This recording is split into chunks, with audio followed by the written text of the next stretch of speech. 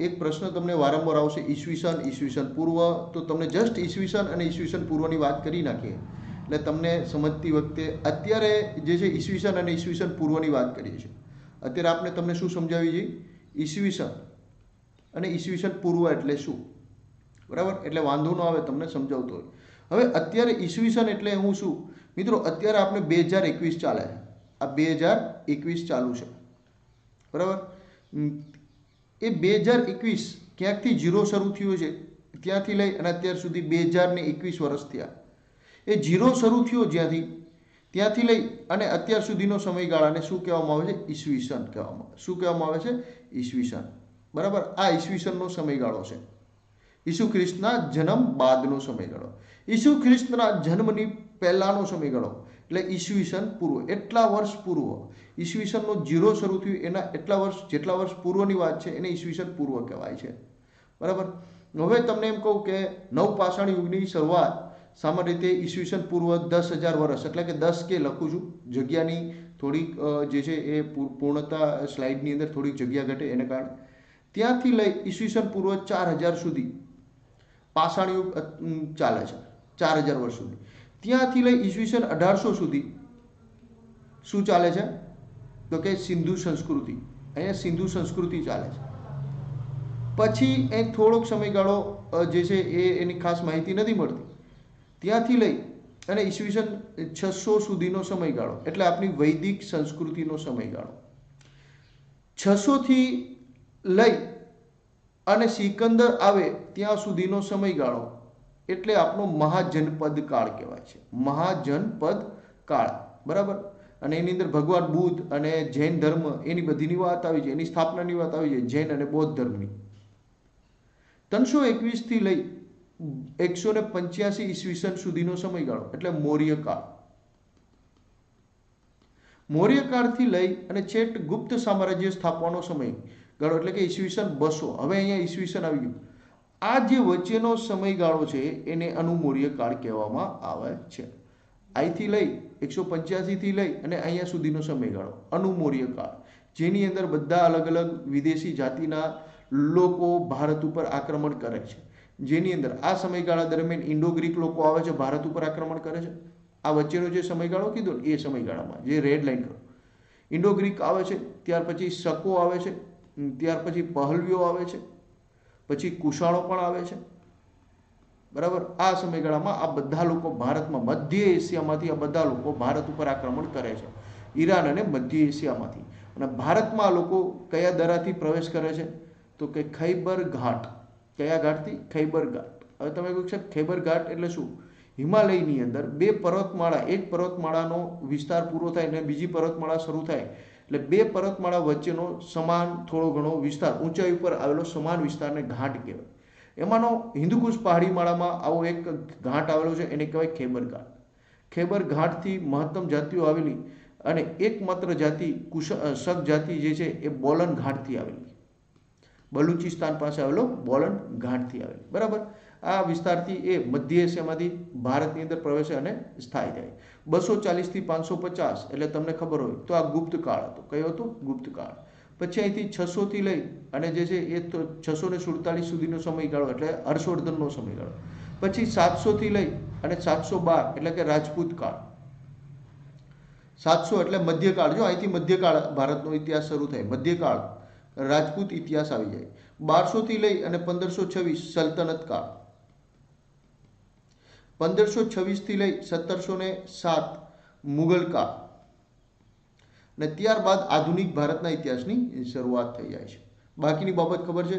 હવે આ 0 જે છે એનાથી કેટલા વર્ષ પૂર્વ એટલે કે જે આપણા 2021 વત્તા, દાખલા તરીકે કીધું વૈદિક સંસ્કૃતિની શરૂઆત ઈસવીસન પૂર્વ 1600 થઈ, તો અત્યારથી કેટલા વર્ષ પૂર્વ? તો કે 2021 વત્તા 1600 તો કેટલા થયા? કે 3, 6, 2, 1 આજથી 3600 વર્ષ, અંદાજે 3600 વર્ષ પૂર્વ ભારતમાં વૈદિક સંસ્કૃતિની શરૂઆત થઈ હતી. આજથી 3600 વર્ષ પૂર્વ અને ઈસવીસન પૂર્વ 1600.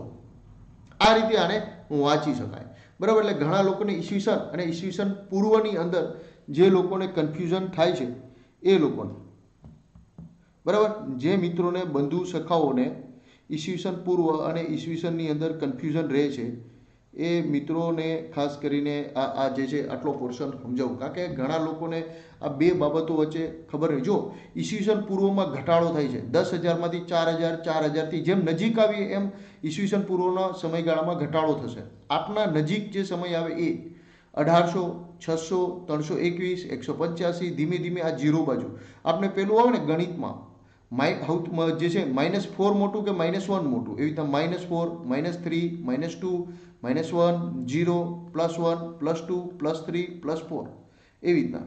જો કે આ 1800 કરતાં નજીકનો સમયગાળો આપણાથી કયો 600નો ગણાય, 600થી વધારે 300નો. આ બરાબર. એટલે ઘણીવાર ઈસવીસન પૂર્વમાં હું તમને એમ કહું કે ચંદ્રગુપ્ત મૌર્યનો સમયગાળો ઈસવીસન પૂર્વ 321થી લઈ અને ઈસવીસન પૂર્વ 298. તો તમે કહો કે સાહેબ આ ઊંધું નથી લખ્યું તમે, એવું ન થવું જોઈએ. તમે આ 321થી લઈને 298 સુધીનો એનો સમય શાસનનો સમયગાળો હોય. તો આ જે છે સમયગાળો રહેતો હોય એટલે તમને ઈસવીસન પૂર્વ ઊંધું હાલશે એવું મગજમાં રાખવાનું. ક્લિયર? ઓકે. ઈસવીસન પૂર્વ હું એવું માનું છું કે તમને લોકોને સમજાઈ ગયું છે. બરાબર. બીજી આપણી ટર્મિનોલોજી એક આવશે યવન. એક શબ્દ આવશે યવન. યવન શબ્દ સામાન્ય રીતે ઇતિહાસકારો યુરોપિયન પ્રજા માટે યુઝ કરતા. યુરોપિયન પ્રજા માટે, બિન ભારતીય પ્રજા માટે જે છે યવન શબ્દ પ્રયોજતા હતા. ખાસ કરીને યુરોપિયન ને એમાં પણ ગ્રીક પ્રજા માટે, જે સિકંદર ને એના વંશજો આવ્યા એ લોકો માટે કયો શબ્દ પ્રયોજવામાં આવતો હતો? એના વંશજો જે ભારતમાં ત્યારબાદ સ્થાયી થઈ ગયા અથવા કે ભારતમાં પછી પણ આવેલા એ ગ્રીકો માટેનો શબ્દ એટલે યવન. બરાબર. ના યવનો સિકંદર પછી પણ ભારત ઉપર આવી અને પશ્ચિમ ભારત ઉપર શાસન કરેલું. પશ્ચિમ ભારત ઉપર શાસન કરેલું, જેનો પ્રસિદ્ધ રાજા એટલે મિનાંડર અથવા મિલિંદ. આગળ આપણે ચર્ચા કરવાના જ છીએ, જેને ગુજરાત ઉપર પણ શાસન કરેલું. આને કહેવાય યવન. પછીનો બીજો શબ્દ આવશે મલેચ. મલેચ એટલે સામાન્ય રીતે મુસ્લિમ લોકો માટે શબ્દ વાપરવામાં આવતો, મુસ્લિમ રાજા માટે અથવા મુસ્લિમો માટે. મુસ્લિમોને મલેચ કહેવામાં આવતા અને એના રાજાને મલેચ્છાધિપતિ કહેવામાં આવતો. બરાબર. મુસ્લિમ પ્રજા માટે હિન્દુ પ્રજા, મુસ્લિમ પ્રજા માટે હિન્દુ પ્રજા કયો શબ્દ વાપરતી? મલેચ. બરાબર. હા એમ, હા ડન, એ રીતે જ. ક્લિયર? પછીનો બીજો શબ્દ આવશે કાફિર. કાફિર ભાઈ જામનગર બાજુ આ એક જાતની ગાળ પણ માનવામાં આવે છે. હાલારી ભાષાની અંદર કાફિર એટલે એક ગાળ કહેવામાં આવે છે કે ભાઈ તું કાફિર છો. એમ કે ઘણીવાર એમ કહે તું કાફર એક જાતની ગાળ તરીકે યુઝ કરવામાં આવે છે કે ભાઈ થોડુંક બી મેચ્યોરલી, તું કાફરના પેટનો છો એવું કહે. કાફર એટલે હિન્દુ. કાફર એટલે હિન્દુ. હિન્દુને મુસ્લિમ પ્રજા કાફિર કહેતી. બીજો એક શબ્દ મિત્રો આવશે તુરુસ્ક. તુરુસ્ક એટલે હિન્દુ પ્રજા અથવા ભારતીય પ્રજા મધ્ય એશિયાની તુર્કમેનિસ્તાનના વિસ્તારમાંથી આવનારી પ્રજાને તુરુસ્ક પ્રજા કહેતી હતી. તમને ઘણીવાર ક્યાંક આવા શબ્દો આવી જાય તો તમને કન્ફ્યુઝન નો થાય એના માટે. ક્લિયર? બરાબર.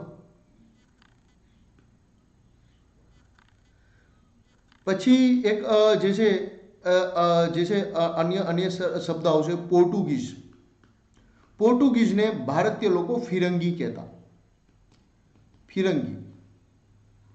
ડચને વલંદા કહેતા. વંદા નહીં, વલંદા. ક્લિયર? બીજી વસ્તુ જે છે અંગ્રેજને આપણે બ્રિટિશરોને આપણે અંગ્રેજ કહેતા. બ્રિટિશરોને આપણે અંગ્રેજ કહેતા. બરાબર. અંગ્રેજ. આ તમે અમુક શબ્દો ક્યાંક આવી જાય તો તમે કન્ફ્યુઝન ન થાવ એના માટે થઈને આ વર્ડ એડવાન્સમાં કહી દો. બરાબર. પછી જે છે એ ઘણીવાર દૈવ્ય સિદ્ધાંત, એક શબ્દ આવશે દૈવ્ય સિદ્ધાંત. બરાબર. દૈવ્ય સિદ્ધાંત એક શબ્દ આવશે દૈવ્ય સિદ્ધાંત. રાજાશાહીનો દૈવ્ય સિદ્ધાંત. જેનો મતલબ એવું થાય દેવીય સિદ્ધાંતનો કે રાજા જ સર્વોપરી છે. ભગવાન પછી સર્વોપરી કોણ છે? રાજા. રાજાનો આદેશ સર્વોપરી છે. કોઈએ એની ઉપરવટ છાવવાની જરૂર નથી, એની અવમાનના કરવાની જરૂર નથી. રાજા જે કે એ બધું સાચું. એને કહેવાય રાજાશાહીના દેવીય સિદ્ધાંત. એને ભગવાને સત્તા આપેલી છે અને એ રાજાના સિદ્ધાંતો, રાજાની સર્વોચ્ચતા હોય, રાજા જે છે એનું સંપૂર્ણ સત્તા ઉપર કંટ્રોલ હોય, કહેવાય ને એક જાતની સરમુખત્યારશાહી હોય, એને રાજાશાહીનો દેવીય સિદ્ધાંત કહેવામાં આવે છે. ક્લિયર?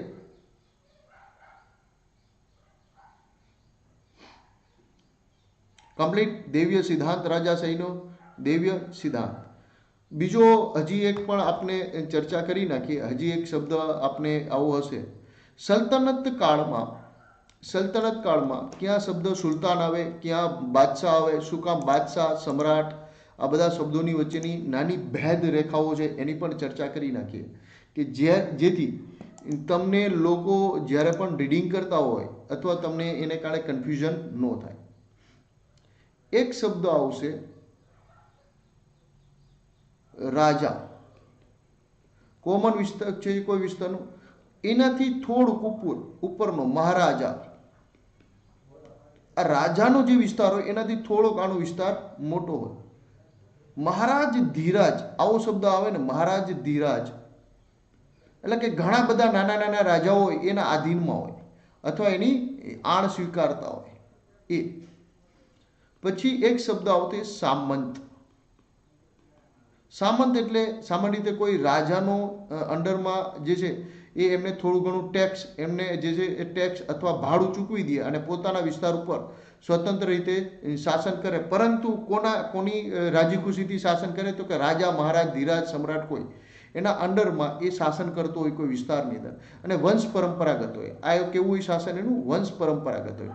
આ સામંત જે છે એનું વંશ પરંપરાગત શાસન રહેતું હોય, આને સામંત કહેવાય. પરંતુ એ સામંતને વંશ પરંપરાગત શાસન કરવા માટે એમના જે છે વારસદારોએ એ સામંતે જ્યારે રાજાને સમયાંતરે ભેટ સોગાદ અને વધારાનો અમુક ટેક્સ ચૂકવવાનો. બરાબર. પછી એક આવશે શબ્દ જાગીરદાર.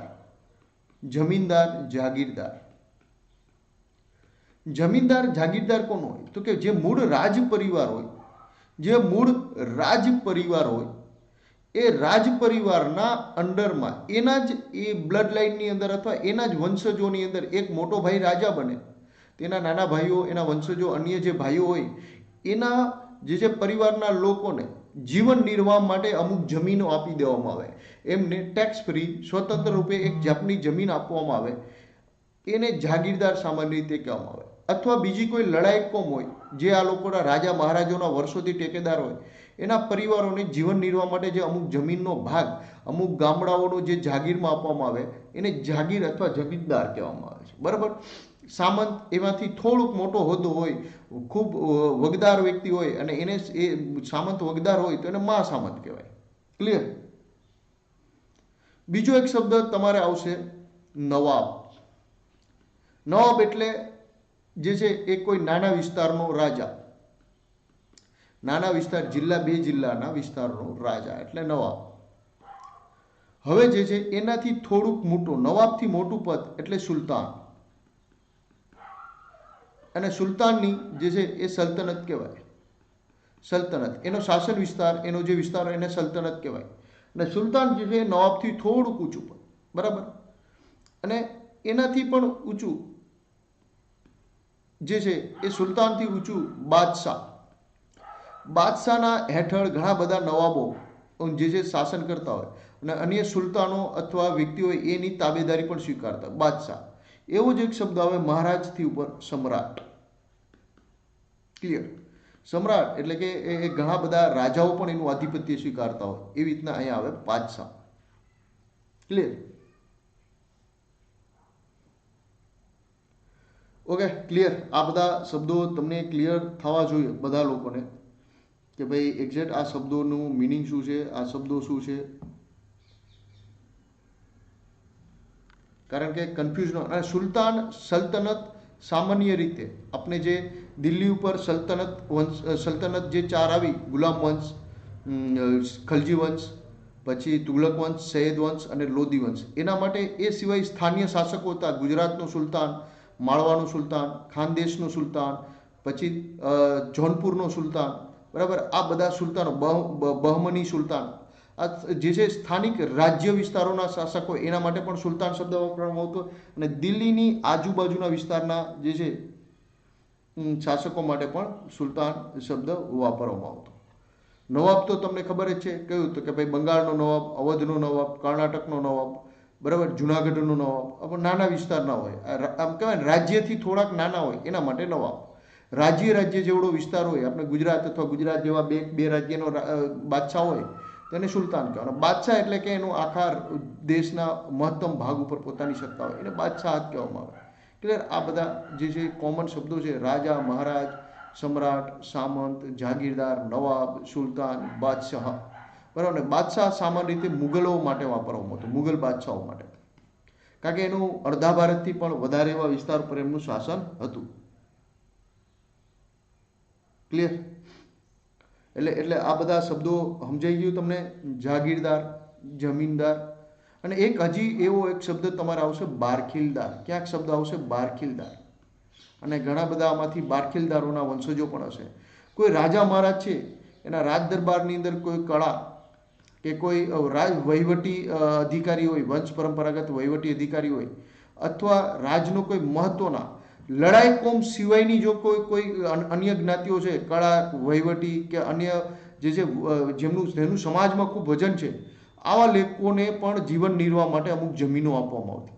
એને બારખીલદાર કહેવામાં આવતું. જેમ કે મહાત્મા ગાંધીજી છે, એના પરિવારના લોકો જુનાગઢના નવાબના કુતિયાણા વિસ્તારના બારખીલદાર હતા. તો ઓલમોસ્ટ જમીનદાર જેવું જ પદ થાય, પરંતુ જમીનદારો સામાન્ય રીતે લડાયક કોમના લોકો રહેતા, જ્યારે અન્ય લડાયક કોમ ન હોય એ લોકોને આવા બારખીલદાર કહેવામાં આવતા. બરાબર? ક્લિયર? હા, એટલે આ બધા જે છે શબ્દો મિત્રો તમને ડ્યુરિંગ રીડિંગ આવશે ત્યારે તમને કદાચ શબ્દો ન સમજાય, ત્યારે એની વાત છે કે ત્યારે તમને એક્ઝેક્ટ જે છે વર્ડોથી તમને સમજ આવશે. બરાબર? ક્લિયર? પછી ઘણા એક બીજા પણ શબ્દો આવશે, આપણે ક્યારેક તમને આવા શબ્દો પણ જોવા મળશે.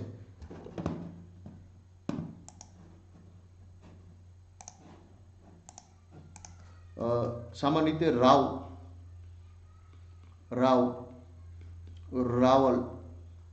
મહારાવલ, રાણા, મહારાણા, ઠાકોર છે ને એ જાગીરદારથી થોડુંક ઊંચું પદ. ઠાકોર છે ને એ સામાન્ય રીતે આ જાગીરદાર હોય ને, જમીનદાર અને રાજાની વચ્ચેનું પદ અથવા સામંતથી થોડુંક મોટું, મીન્સ કે સ્વતંત્ર શાસક હોય, એમના માટે સામાન્ય રીતે ઠાકોર શબ્દ યુઝ કરવામાં આવતો. ઠાકુર અથવા ઠાકોર. બરાબર? આ જે છે એ આ બધા શબ્દો ઓલમોસ્ટ રાજપૂત શાસકો દ્વારા ધારણ કરવામાં આવતા. એમને કોઈ એના પરિવારને કોઈ ચક્રવર્તી રાજાએ આ એક જાતની ઉપાધિ આપી, પદ્મશ્રી, મહાપદ્મશ્રી, ભારત રત્ન, એના જેવા આ બધા પદો હતા. બરાબર? રાણા, મહારાણા, ઠાકોર, આ બધા જે છે રાજપૂત શાસકો દ્વારા ધારણ કરવામાં આવતા સામાન્ય કોમન નામો જે છે એ આ બધા હતા. રાવલ, મહારાવલ, રાણા, મહારાણા, ઠાકોર. બીજો એક શબ્દ જે છે એ જે છે મિર્ઝા શબ્દ આવશે, તમને ઘણીવાર આવશે મિર્ઝા. મિર્ઝા શબ્દનો અર્થ જે છે એ મુસ્લિમ શાસકોના જે છે રાજકુમારો હોય ને એના વંશજો જે હોય, મુસ્લિમ રાજકુમારો હોય, શહેજાદા અથવા મુસ્લિમ રાજકુમારોને શહેજાદા કહેવામાં આવે. શહેજાદા અથવા શહેજાદીના વંશજો હોય, જે બાદશાહ નથી બનવાના, આટલા વંશ પરંપરાગત એને વારસો નથી મળવાનો, એના વંશજોને સામાન્ય રીતે મિર્ઝા લોકો કહેવામાં આવે. અને સામાન્ય રીતે મિર્ઝા મુગલ વંશના શાસકોના રાજ પરિવારના સભ્યો ધારણ કરતા. મિર્ઝા એટલે કે મુગલોના વંશજો માટે શબ્દ વાપરવામાં આવતો. ક્લિયર?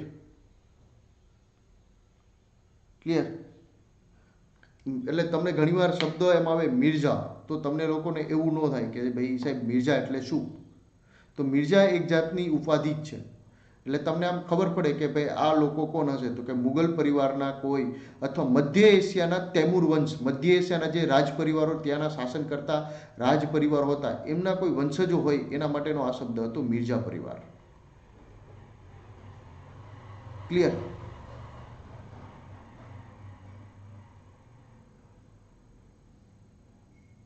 ક્લિયર? આ સમજાઈ ગયું?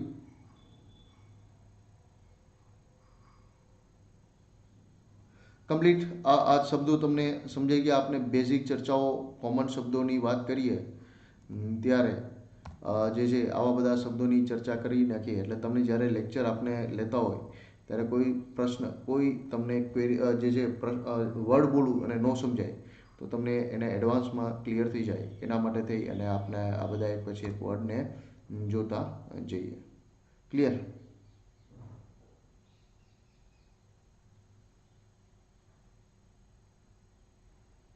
એ જાગીરદારના એ બસ એના માટે જાગીરદાર જમીનદાર એ જ. બરાબર? ઓકે, આગળ વધીએ.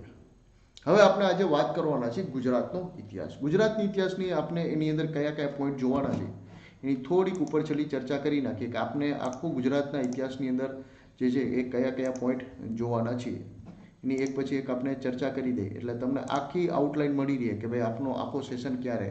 આપણે જે છે એ શરૂઆતથી ગુજરાતના નામકરણથી કરશું. ગુજરાત નામ ક્યાંથી આવ્યું, બરાબર? ગુજરાતનું નામકરણથી શરૂઆત કરશું. જૂના અમુક જે ગામડાઓ છે, જૂના વિસ્તારો, જૂના હાલના નામો, વર્તમાન સિટીના અથવા ગામડાઓ, કોઈ કસ્બાના પૌરાણિક નામો, બરાબર? આ બાબતો જોશું અને ઇતિહાસની સાદી સમજ જોશું. ઇતિહાસની સાદી સમજ જે છે એની મહત્તમ આપણે ચર્ચા કરી નાખી એ બાબત અને થોડીક હજી બાબતો જોઈ નાખશું. પછી આપણે સિંધુ સંસ્કૃતિ શરૂ કરશું, સિંધુ ખીણની સંસ્કૃતિ. ત્યાર પછી આપણે સિંધુ ખીણની સંસ્કૃતિની ચર્ચા કરી, ગુજરાતના મહત્તમ નાના મોટા સ્થળ, વર્તમાનમાં તાજેતરમાં શોધાયેલા સ્થળોની ચર્ચા કર્યા પછી ગુજરાતનો પૌરાણિક ઇતિહાસ, ગુજરાતનો પૌરાણિક ઇતિહાસની ચર્ચા કરશું. અને ગુજરાતના પૌરાણિક ઇતિહાસની ચર્ચા કર્યા પછી ગુજરાતના પૌરાણિક ઇતિહાસની ચર્ચા કર્યા પછી આપણે મૌર્યકાળની વાત કરશું. મૌર્યકાળ પછી જે છે અનુમૌર્ય કાળમાં આપણે ઇન્ડો ગ્રીક અથવા ગ્રીક રાજવંશ વિશે વાત કરશું અને ત્યાર પછી શક વિશે વાત કરીશું, શકો વિશે. ત્યાર પછી ગુપ્ત વંશની સત્તા આવશે તો ગુપ્ત વંશના શાસકો વિશે વાત કરીશું. ગુપ્ત પછી જે છે એ મૈત્રક વંશની વાત કરશું. અનુમૈત્રક વંશની ચર્ચા કરીશું, જેમાં ચાવડા વંશને પણ લઈ લેશું અને અન્ય રાજવંશોની ચર્ચા પણ કરી નાખશું. નાના મોટા રાજવંશો છે, અન્ય રાજવંશો, એની ચર્ચા કરશું. ત્યાર પછી સોલંકી વંશની ડિટેલમાં ચર્ચા કરશું. પછી આપણે વાઘેલા વંશની વાત કરશું. પછી આપણે સોલંકી વાઘેલા વંશના સમકાલીન રાજવંશોની ઉપર છેલ્લી આઉટલાઈન ચર્ચા કરી નાખશું. ત્યાર પછી સલ્તનત કાળની વાત કરશું, સલ્તનત કાળની વાત કરશું. બરાબર? ત્યાર પછી મુગલ કાળની ચર્ચા કરશું. આપણે મુગલ કાળ પછી મરાઠા કાળની ચર્ચા કરશું. બરાબર? ત્યાર પછી સલ્તનત કાળ, મુગલ કાળ, મરાઠા કાળની ચર્ચા કરશું. અને ત્યાર પછી આપણે યુરોપિયન પ્રજાનું આગમન જોશું. બરાબર? મરાઠા કાળ દરમિયાન જ આપણે ગાયકવાડ શાસકો વિશે પણ ચર્ચા કરી નાખશું. યુરોપિયન પ્રજાનું આગમન પછી 1857 પહેલાની મહત્વની ઘટનાઓ, મહત્વના ફેક્ટ્સ બાબતે ચર્ચા કરશું. 1857નો વિદ્રોહ, ત્યારબાદ સામાજિક સુધારા, ત્યાર પછી આપણે જે છે કોંગ્રેસ, પછી જે છે એ ગાંધી યુગની ચર્ચા કરશું, જેની અંદર આપણે મહત્તમ ગુજરાતની સાથે સંકળાયેલા અને અન્ય ગાંધી સાથે સંકળાયેલા સત્યાગ્રહો અને આંદોલનોની ચર્ચા કરશું. ગુજરાતમાં ક્રાંતિકારી પ્રવૃત્તિ, ગુજરાતમાં અને ગુજરાતના લોકો અને વિદેશમાં રહીને ક્રાંતિકારી પ્રવૃત્તિ જે લોકોએ કરી એ. બરાબર? અને ત્યારબાદ આદિવાસી ચળવળો જોશું આપણે. ત્યાર પછી આદિવાસી ચળવળની ચર્ચા કરી અને ત્યાર પછી જે છે આઝાદીનો જંગ છે એની ચર્ચા કરશું. દેશી રજવાડાનું એકીકરણ, દેશી રજવાડાનું એકીકરણ, મહાગુજરાત સોરી જુનાગઢ, જુનાગઢ અને આરજી હુકુમતની વાત કરશું આપણે.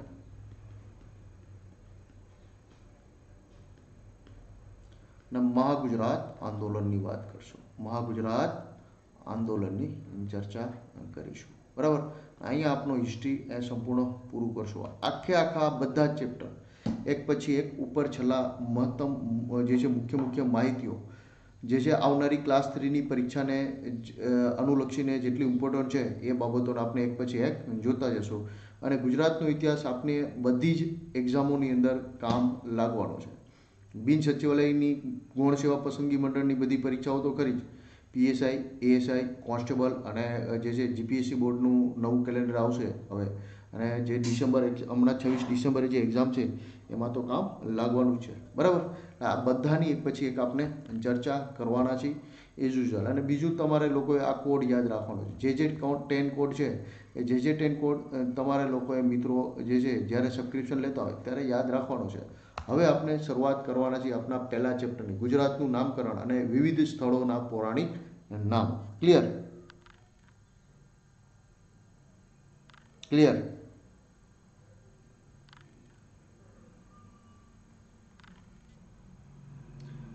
ત્યાં સુધી કોઈને કંઈ ક્વેરી હોય તો ફટાફટ કોમેન્ટ કરો. પછી આપણે જે છે એ શરૂઆત કરીએ. ત્યાં સુધી કોઈને કંઈ ક્વેરી, કંઈ પ્રશ્ન હોય તો ફટાફટ મિત્રો કોમેન્ટ કરો. ભાઈ જો આવા બધા બગ કહેવાય, આને છે ને એક જાતના વાયરસ કહેવાય. એ વાયરસ આવે ને એ વાયરસોને હું છે ને બ્લોક કરાવી દઈશ. કોઈ વાંધો નહીં. આપણે એ લોકો એક પણ લેક્ચર નહીં જોઈ શકે એવી વ્યવસ્થા થઈ જશે. એને આપણે અનએકેડમીના બધા જ જે પ્લેટફોર્મ છે ને એના ઉપર એને બ્લોક કરાવી નાખશું. એટલે એ છે ને આવા લોકોના સંસ્કાર હોય એમના, એટલે એ લોકોને કોમેન્ટ કરવી એ એમના પારિવારિક સંસ્કારો હોય છે, એનું પ્રદર્શન કરે. એમાં આપણે એને રિસ્પોન્સ નહીં આપવાનો. બરાબર. આપનું ઓના જેવું હોય ને કે તમે આવા લોકોને ભોંકવાનું કામ, એનું ભોંકવું એ એનું કેરેક્ટર હોય. હવે આના અમુક કૂતરું તમારી સામે ભોંકતું હોય તો તમે એની હાવ હાવ કરો તો તમે સારા ન લાગો. એટલે આવા લોકોનું ભોંકવાનું કામ હોય તો એ ભોંકે, એ એની કેરેક્ટરિસ્ટિક છે, એની જે છે ને એક જાતનું એનું લખણ છે, અને લક્ષણ કહેવાય. અમારી ભાઈ હાલારી ભાષામાં એને લખણ ખોટા કહેવાય. એટલે એનું લખણ ખોટા એનું કામ કરવાના જ હોય. બરાબર. એને તમે જરા પણ કોઈ મિત્રો ઇમ્પોર્ટન્સ નહીં આપો. આપણે આગળ વાત કરીએ. અહીંયા સુધી જે લોકોને કંઈ પણ પ્રશ્ન હોય તો ફટાફટ કહો.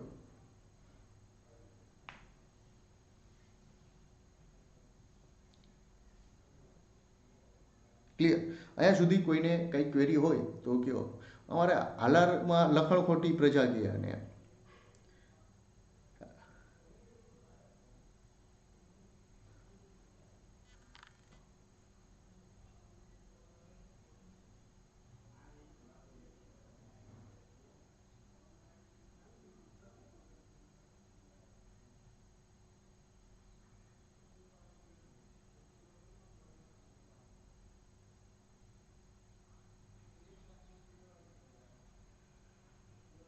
હા એટલે જ પીપીટી ઘણું બધું અપડેશન લાવ્યો છું.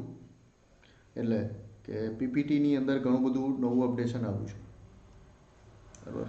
ઓકે, તો સેશનની શરૂઆત કરી. ભાઈ જો પહેલાં ગુજરાત શબ્દ નહોતો. ગુજરાત શબ્દ છે ને ઓલમોસ્ટ સોલંકી કાળના એન્ડ સમયથી શબ્દ આવે છે. ગુજરાત શબ્દ છે ને એ સામાન્ય રીતે મુસ્લિમ શાસકો શબ્દ પ્રયોજતા. એની પહેલાં ગુજરાત માટે જે છે શબ્દ ગુજરાત નહોતો.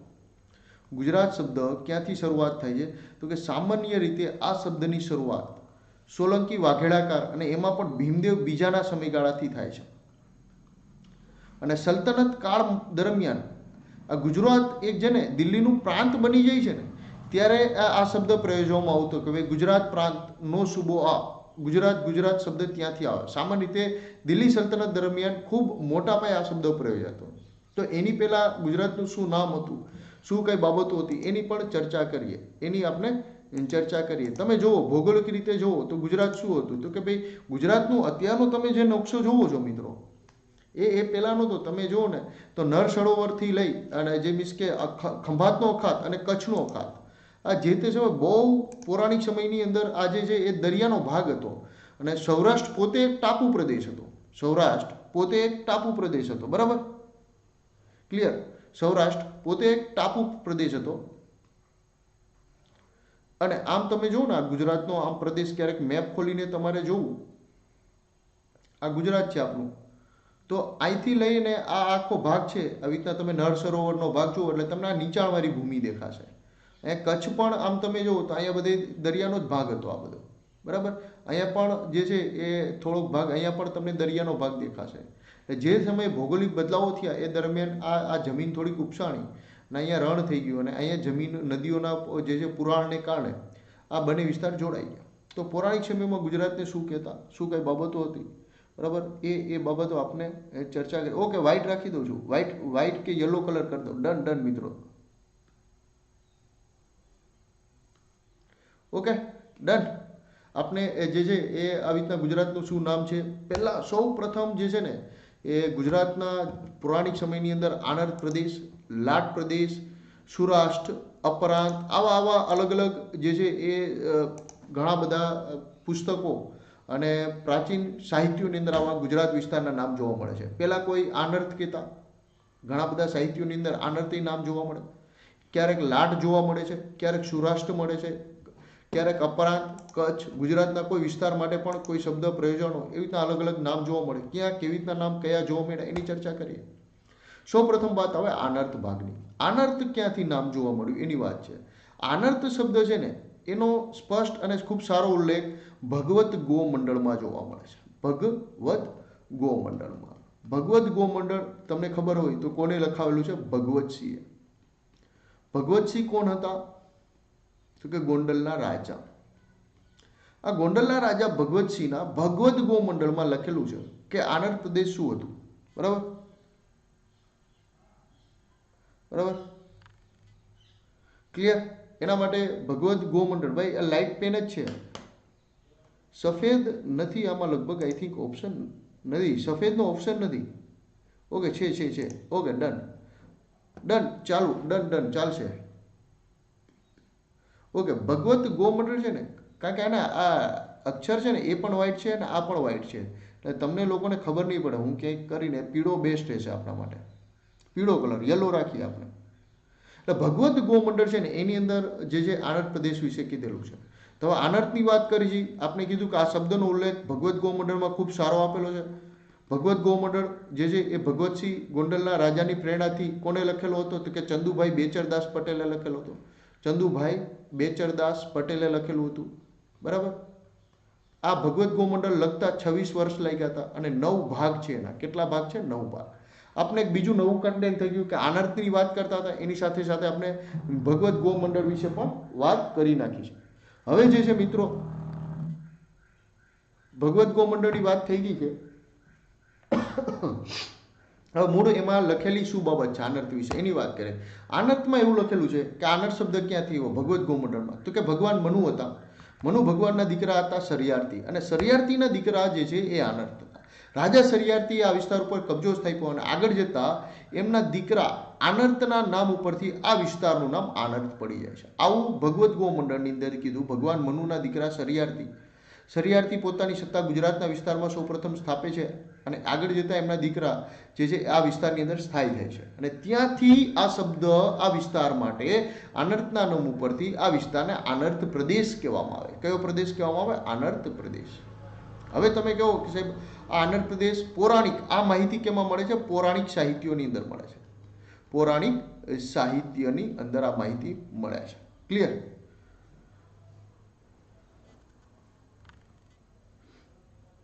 ઓકે, હવે જે છે તમને ક્લિયર સમજાઈ ગયું કે આનર્ત શબ્દ ક્યાં લખાયેલો છે, એના વિશેની માહિતી કેમાં સ્પષ્ટ લખેલી છે વર્તમાનમાં? તો કે ભગવત ગોમંડળમાં. ભગવત ગોમંડળ કોને લખેલો? ચંદુભાઈ બેચરદાસ પટેલ. કોના કહેવાથી લખેલો? તો કે ગોંડલના રાજા ભગવતસિંહના કહેવાથી. ભગવત ગોમંડળને લખતા કેટલા વર્ષ લઈ ગયા? તો 26 વર્ષ. કેટલા ભાગ છે? 9 ભાગ. બરાબર. આનંદ પ્રદેશની જે માહિતી ભગવત ગોમંડળમાં લખાયેલી છે એ પૌરાણિક સાહિત્યને આધારે લખાયેલી છે અને એની અંદર કીધું છે કે ભગવાન મનુ હતા, એ મનુના દીકરા સરિયાર્તીના દીકરા આનર્ત, આનર્તનો આ વિસ્તાર ઉપર શાસન હોવાથી એમને આધારે આ વિસ્તારનું નામ આનર્ત પ્રદેશ પડ્યું. હવે જે છે આનર્ત પ્રદેશનો બીજે પણ ઉલ્લેખ જોવા મળે છે. કેમાં ઉલ્લેખ જોવા મળે છે? તો કે આ આનર્ત પ્રદેશનો બીજો ઉલ્લેખ જે છે એ કેમાં ક્યારે જોવા મળે? તો શક ક્ષત્રપકાળ દરમિયાન. શક ક્ષત્રપકાળ દરમિયાન જે આ આનર્ત પ્રદેશ છે એનો બીજો ઉલ્લેખ શક ક્ષત્રપકાળ. અને જ્યારે પૌરાણિક સાહિત્યની અંદર આ આનર્ત પ્રદેશની રાજધાની કુશસ્થળી હતી. કુશસ્થળી એટલે વર્તમાનની દ્વારકા. ઓલા આનર્ત રાજાનું શાસન હતું ત્યારે આ આનર્તે પોતાની રાજધાની કોને બનાવી હતી? કુશસ્થળીને. ને કુશસ્થળી એટલે એવું માનવામાં આવે આપણું વર્તમાનનું દ્વારકા. બરાબર. પછી ભારત ઉપર ઘણા ઘણા ઘણા વર્ષો વીતી જાય છે, ઘણા ચોમાસા શિયાળાઓ વીતી જાય પછી મૌર્યકાળે જતો રહીએ. અનુમૌર્યકાળ દરમિયાન શક ક્ષત્રપોનું શાસન આવે. કોનું આવે છે? શક ક્ષત્રપોનું શાસન આવે છે. થોડુંક ઇમ્પોર્ટન્ટ થઈ જાય છે આ માહિતી જોજો. આ શક ક્ષત્રપોના સમયના જે પણ સાહિત્યો મળેલા એની અંદર ફરીથી ગુજરાતનું નામ આનર્ત પ્રદેશ જોવા મળે છે.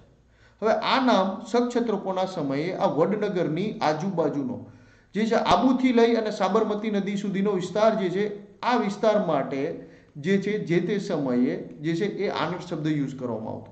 અને આ માત્ર ઉત્તર ગુજરાત એટલે કે આબુથી લઈ અને અમદાવાદ સુધીનો વિસ્તાર, સાબરમતી નદી સુધીના વિસ્તાર માટે આ શબ્દ પ્રયોજવામાં આવતો.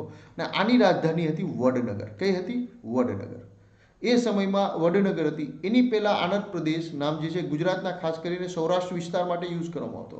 શક ક્ષત્રપોના સમયગાળામાં જે છે ઉત્તર ગુજરાત માટે આ શબ્દ જે છે વાપરવામાં આવતો, આનર્ત પ્રદેશ. વડનગરમાં વર્તમાનમાં ઘણું બધું ઉત્ખનન થાય છે. તમારા જાણ ખાતર ઘણીવાર તમે ન્યૂઝપેપરમાં અને વડનગરની અંદર બૌદ્ધ ધર્મને લગતા ઘણા બધા અવશેષો મળેલા છે. બૌદ્ધ ધર્મને લગતા, અને આ બધા અવશેષો શક ક્ષત્રપકાળના છે. શક ક્ષત્રપકાળના છે. અને આ વડનગર જે છે એ મહત્વનું વેપારિક મથક પણ હતું. અને આ વડનગરના વેપારિક સંબંધો ચીન સાથે પણ હતા. અને આ નોંધ હુએનસાંગે પોતાની પુસ્તકમાં પણ કરેલું છે. હુએનસાંગે કીધેલું છે કે આ વડનગરનું ડાયરેક્ટ કનેક્શન ચીન સાથે હતું. કારણ કે વડનગર મહત્વનું વેપારિક મથક હતું પ્રાચીન સમયમાં, અને બૌદ્ધ ધર્મનું મહત્વનું કેન્દ્ર. ત્યાં ઘણા બધા શક ક્ષત્રપકાળના અવશેષો પણ મળેલા છે. અને આ વડનગર આનર્ત પ્રદેશ એટલે કે ઉત્તર ગુજરાતની રાજધાની પણ હતી. અને આનર્ત પ્રદેશ શબ્દ શક ક્ષત્રપકાળ દરમિયાન વાપરવામાં આવતો. પૌરાણિક સમયમાં સૌરાષ્ટ્ર માટે વાપરવામાં આવતો આ શબ્દ. ને એની રાજધાની કુશસ્થળી દ્વારકા હતી અને આનર્ત રાજા ઉપરથી. ક્લિયર? તમને સમજાઈ ગયું આનર્ત પ્રદેશ? હા, આમથોડ દરવાજા પાસેથી ઘણી બધી મળી છે. બરાબર.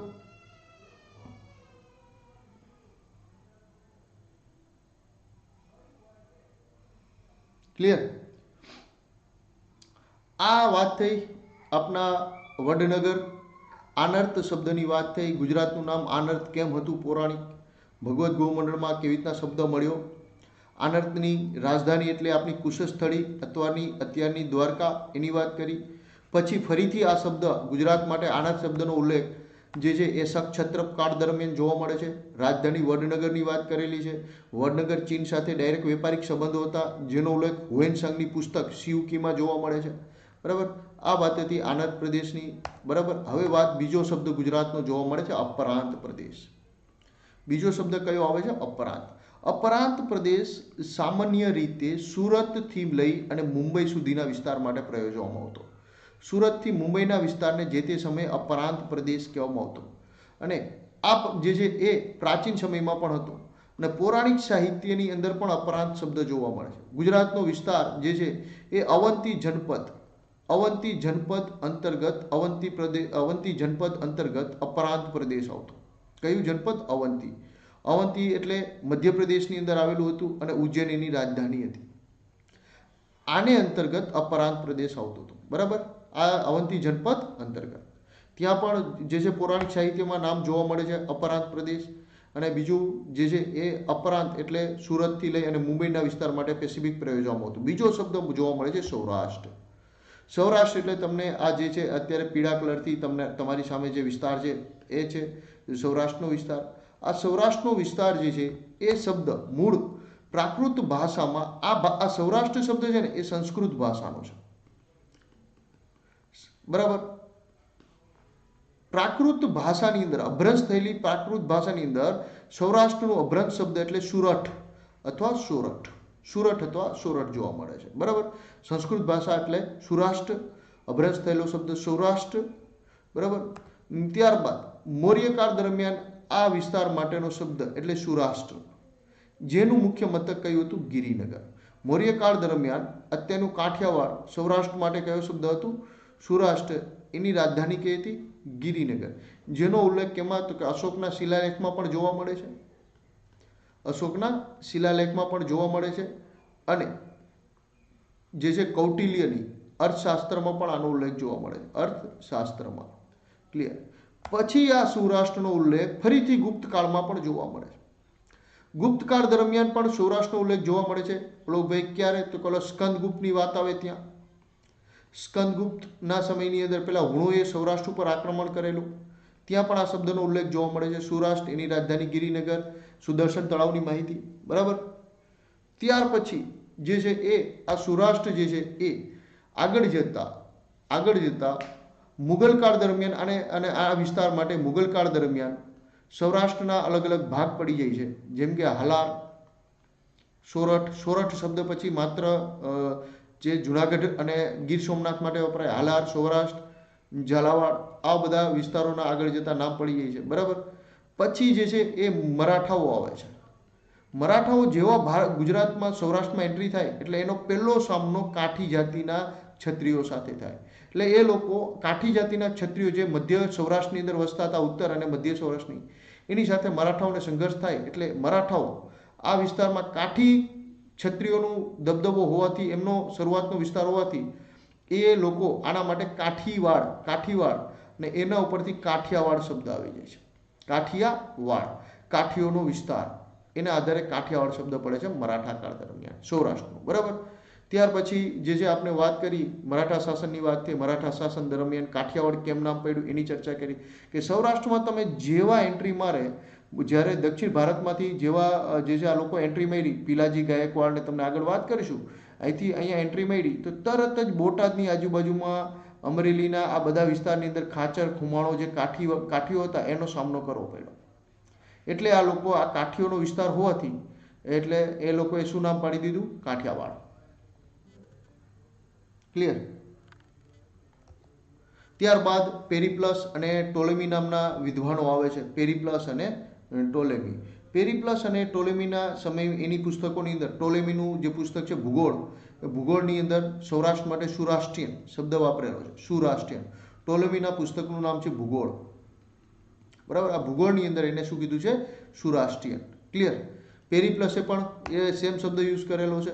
ત્યારબાદ ટોલેમીના જે ગુજરાતમાં આવેલો, ટોલેમી ખાસ કરીને શક ક્ષેત્રપોના સમયમાં આવેલો. ટોલેમી જે શક શાસન દરમિયાન ગુજરાતમાં આવેલો. કયા શાસન દરમિયાન આવેલો? શક રાજા નેહપાનનું શાસન હતું. છહરાત કુળનો શાસક નેહપાનનું શાસન હતું, ત્યારે ટોલેમી આવેલો. છહરાત કુળનો રાજા નહપાનનું શાસન હતું, એ દરમિયાન ટોલેમી ગુજરાતમાં આવેલો. અને ટોલેમીનું પુસ્તક હતું ભૂગોળ. ભૂગોળની અંદર સૌરાષ્ટ્ર માટે સૌરાષ્ટ્રીયન. વેરાવળ ખૂબ મોટું બંદર હતું. ગીર સોમનાથની અંદર આવેલું જે વેરાવળ છે, સોમનાથ વેરાવળ વાળું વેરાવળ, એ વેરાવળને એને વેલાકુલ કીધેલું હતું. શું કીધું હતું? વેલાકુલ. આ એનું જૂનું નામ ટોલેમીના ગ્રંથમાં જોવા મળે છે. સ્ટ્રેબો નામનો પણ એક અન્ય જે છે વિદ્વાન આવેલો, એ સ્ટ્રેબોએ પણ સૌરાષ્ટ્ર માટે શબ્દ વાપરેલો, સેરોસ્ટસ. કયો શબ્દ વાપરેલો? સેરોસ્ટસ. ક્લિયર.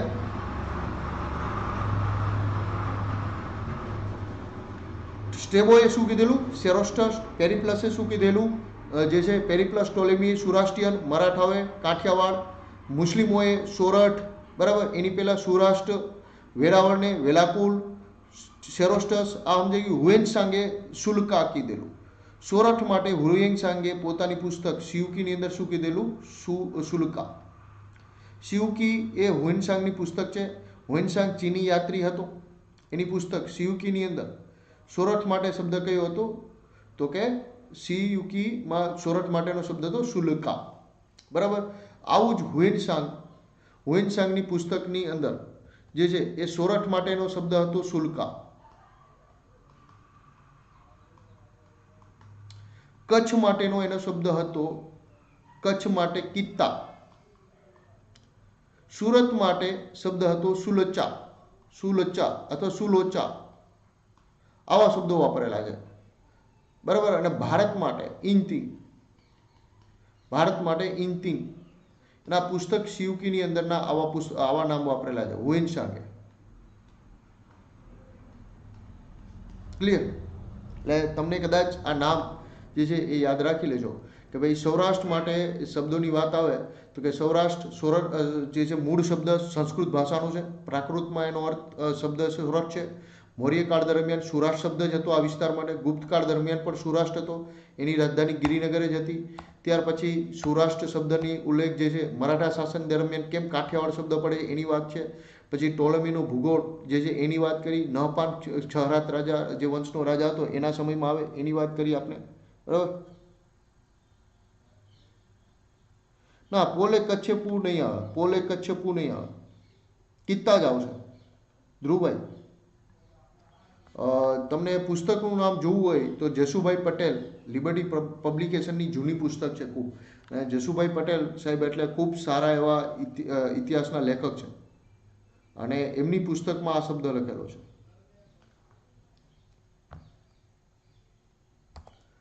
પેરીપ્લસ ટોલેમીએ સુરાષ્ટ્રીયન કીધેલું, ટોલેમીના વેરાવળ માટે વેલાકુલ કીધેલું, સ્ટેબોએ સેરોસ્ટસ કીધેલું અને હુએનસાંગે સુલકા સોરઠ કીધેલું. અને ત્યારબાદ હુએનસાંગે અલગ અલગ વિસ્તાર માટે પોતાની પુસ્તકની અંદર કયા નામ કીધેલા એની પણ વાત કીધેલું, બરાબર. એની પણ વાત આપણે કરેલી. ક્લિયર? મારી પુસ્તકમાં નહીં હોય ભાઈ, ડેમ શ્યોર હું કહું, નહીં હોય. હવે આવશે બીજો શબ્દ ગુજરાત માટે જે તે સમયે પ્રયોજાતો, પ્રખ્યાત નામ લાટ શબ્દ. લાટ જે છે એ સામાન્ય રીતે નર્મદા નદીથી તાપી માટે પ્રયોજાતો હતો. છેટ મધ્યકાળ દરમિયાન સોલંકી કાળ, સોલંકી વાઘેલા કાળ અને ચાવડા કાળ, આ દરમિયાન લાટ શબ્દ નર્મદાથી તાપીના નદીના વચ્ચેનો વિસ્તાર જે છે એના માટે પ્રયોજાતો હતો. તમે જો મેપની અંદર જુઓ તો આ વિસ્તાર, આ જે વિસ્તાર છે આ બે નદીનો આના માટે લાટ શબ્દ હતો. હવે તમે કહો સાહેબ આ દરમિયાન કેમ લાટ શબ્દ એટલો બધો મહત્વ બની ગયો, લાટ પ્રદેશ મહત્વનું બની ગયું? તો હું તમને કહીશ, ફરીથી તમને થોડાક ભૂગોળમાં લઈ જઈશ. આ બંને નદીની વચ્ચેનો વિસ્તાર, ભરૂચની આજુબાજુનો વિસ્તાર એટલે કાળી માટીનો વિસ્તાર, ખૂબ જે છે એ ખૂબ સારી કાળી માટીનો વિસ્તાર કહેવાય અને ખૂબ ફળદ્રુપ હતો વિસ્તાર. કેવો હતો? ફળદ્રુપ. બીજો, દુનિયા આખાનો વેપાર ભરૂચ ખાતેથી થતો. દુનિયા આખીની વેપાર મહત્વનું આમ કહેવાય ને કે મોટું એવું વેપારિક કેન્દ્ર પણ હતું. એક તો આજુબાજુની જમીન પણ સારી અને મહત્વનું વેપારિક કેન્દ્ર હતું. એને કારણે હંમેશા મધ્યપ્રદેશના રાજાઓ, પાટણના રાજાઓ અને દક્ષિણ ભારતના રાજાઓ આ વિસ્તાર ઉપર કબજો કરવા માટે સંઘર્ષરત રહેતા હતા. આપણા અહીંયા કોણ હતા? સોલંકી વંશના શાસકો હતા. આ બાજુ કોણ હતા? માળવાના રાજાઓ હતા, દક્ષિણના ચાલુક્યો હતા.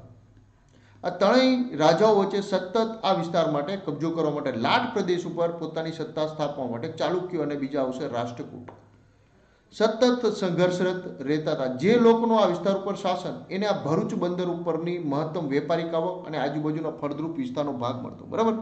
એટલે દક્ષિણ ભારતનો કાનમનો પ્રદેશને લાટ પ્રદેશ કહેવામાં આવતો ચાવડા સોલંકી વાઘેલા સમયગાળા દરમિયાન. ટોલેમીના ભૂગોળમાં પણ જે છે આ વિસ્તારનો ઉલ્લેખ છે. ટોલેમીમાં ભૂગોળમાં ભરૂચ શબ્દ ભરૂચ માટે ખૂબ સારું વખાણ કરેલા છે. એને બારી ગાઝા કીધેલું. ટોલેમી એની પુસ્તકની અંદર બારી ગાઝા કીધેલું. બારી ગાઝા શબ્દનો અર્થ થાય, ગ્રીક લોકો ભરૂચ માટે બારી ગાઝા શબ્દો વાપરતા અને ગ્રીકમાં ટોલેમી પણ ગ્રીક જ હતો, બરાબર. આ ટોલેમી જે છે એ પોતાની પુસ્તકમાં ભરૂચ માટે કયો શબ્દ યુઝ કરેલો? બારી ગાઝા. બારી ગાઝા જે છે એ શબ્દનો અર્થ થાય સોનાનો ખાડો. બારી ગાઝા કેના માટે વાપરતા? ભરૂચ માટે. અને એ શબ્દનો અર્થ થાય સોનાનો ખાડો. કેમ સોનાનો ખાડો? તો કે ગ્રીક લોકોને ભરૂચ સાથેના વેપારથી ગ્રીક વેપારીઓને એટલી બધી સોનાની આવક થતી, જેના કારણે એ લોકો જે છે એ આ ભરૂચ માટે શબ્દ જ રાખી દીધો બારી ગાઝા, કે સોનાનો ખાડો, બરાબર.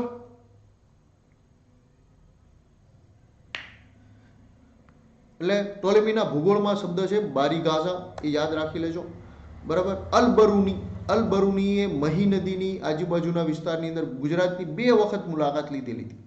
સોમનાથ મંદિર ઉપર જ્યારે મોહમ્મદ ગઝનવી આક્રમણ કરે છે એની પહેલા અને આક્રમણના સમયે અલબરુની જે છે એ જે છે આ મોહમ્મદ ગઝનવી સાથે આવેલો અને એ દરમિયાન એ મોહમ્મદ ગઝનવી સાથે જ્યારે એ આવેલો ત્યારે એને આ દરમિયાન મોડાસાથી આવેલો. આ મોડાસાનો વિસ્તાર છે ને, એ મોડાસાના વિસ્તારથી એ ગુજરાતમાં આવે છે.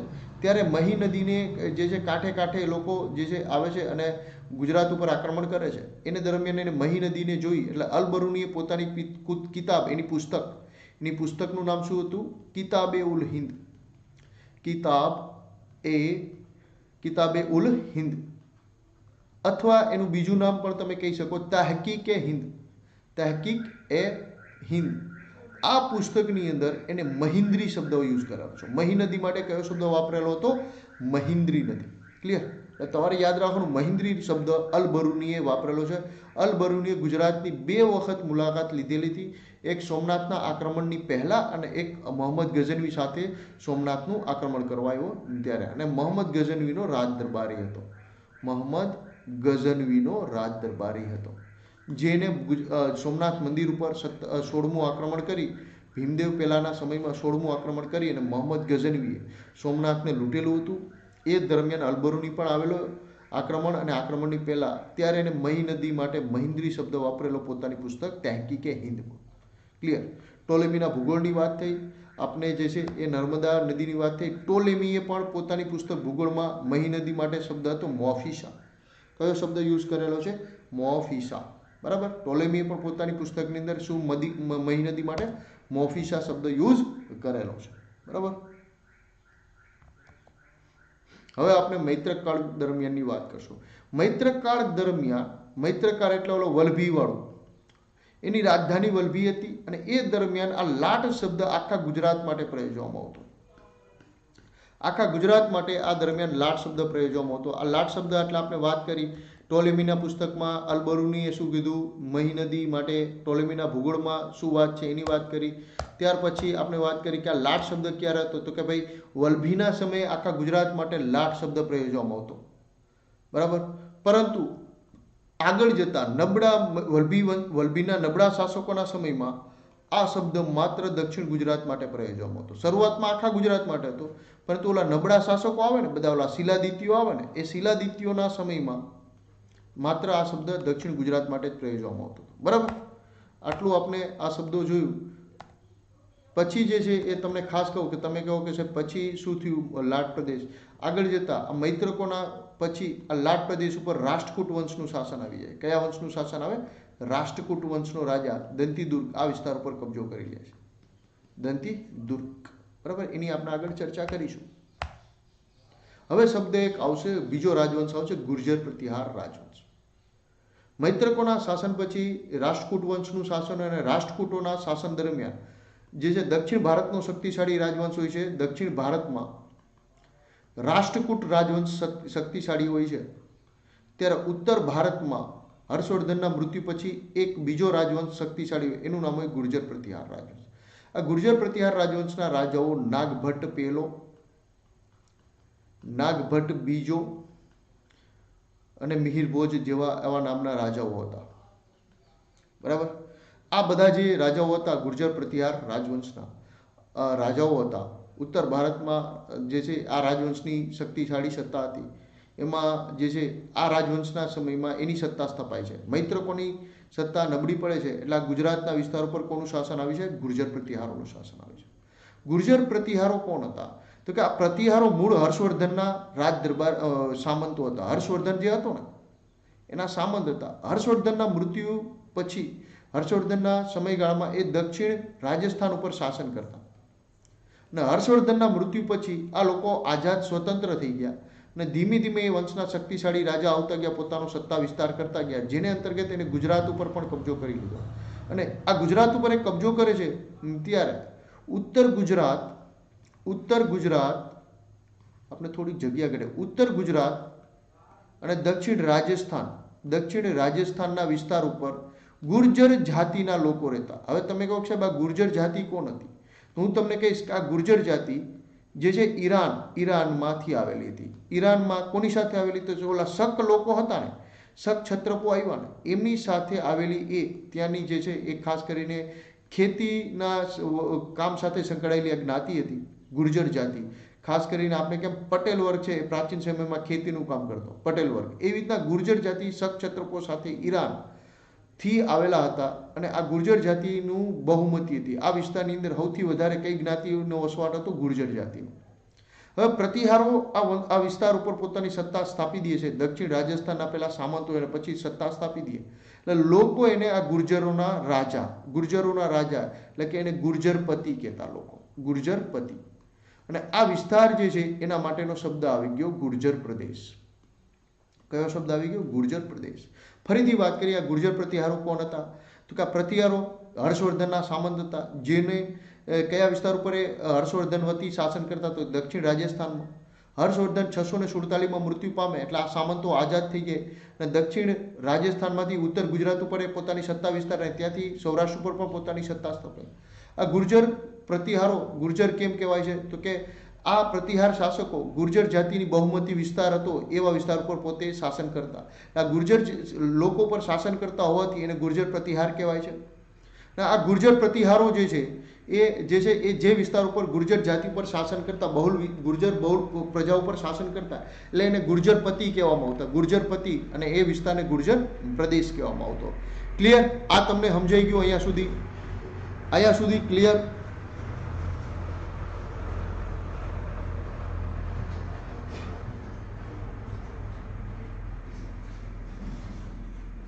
અહીંયા સુધી બંધુ અને સખાઓ ક્લિયર? બધું તમને તો આગળ વાત કરી આપણે.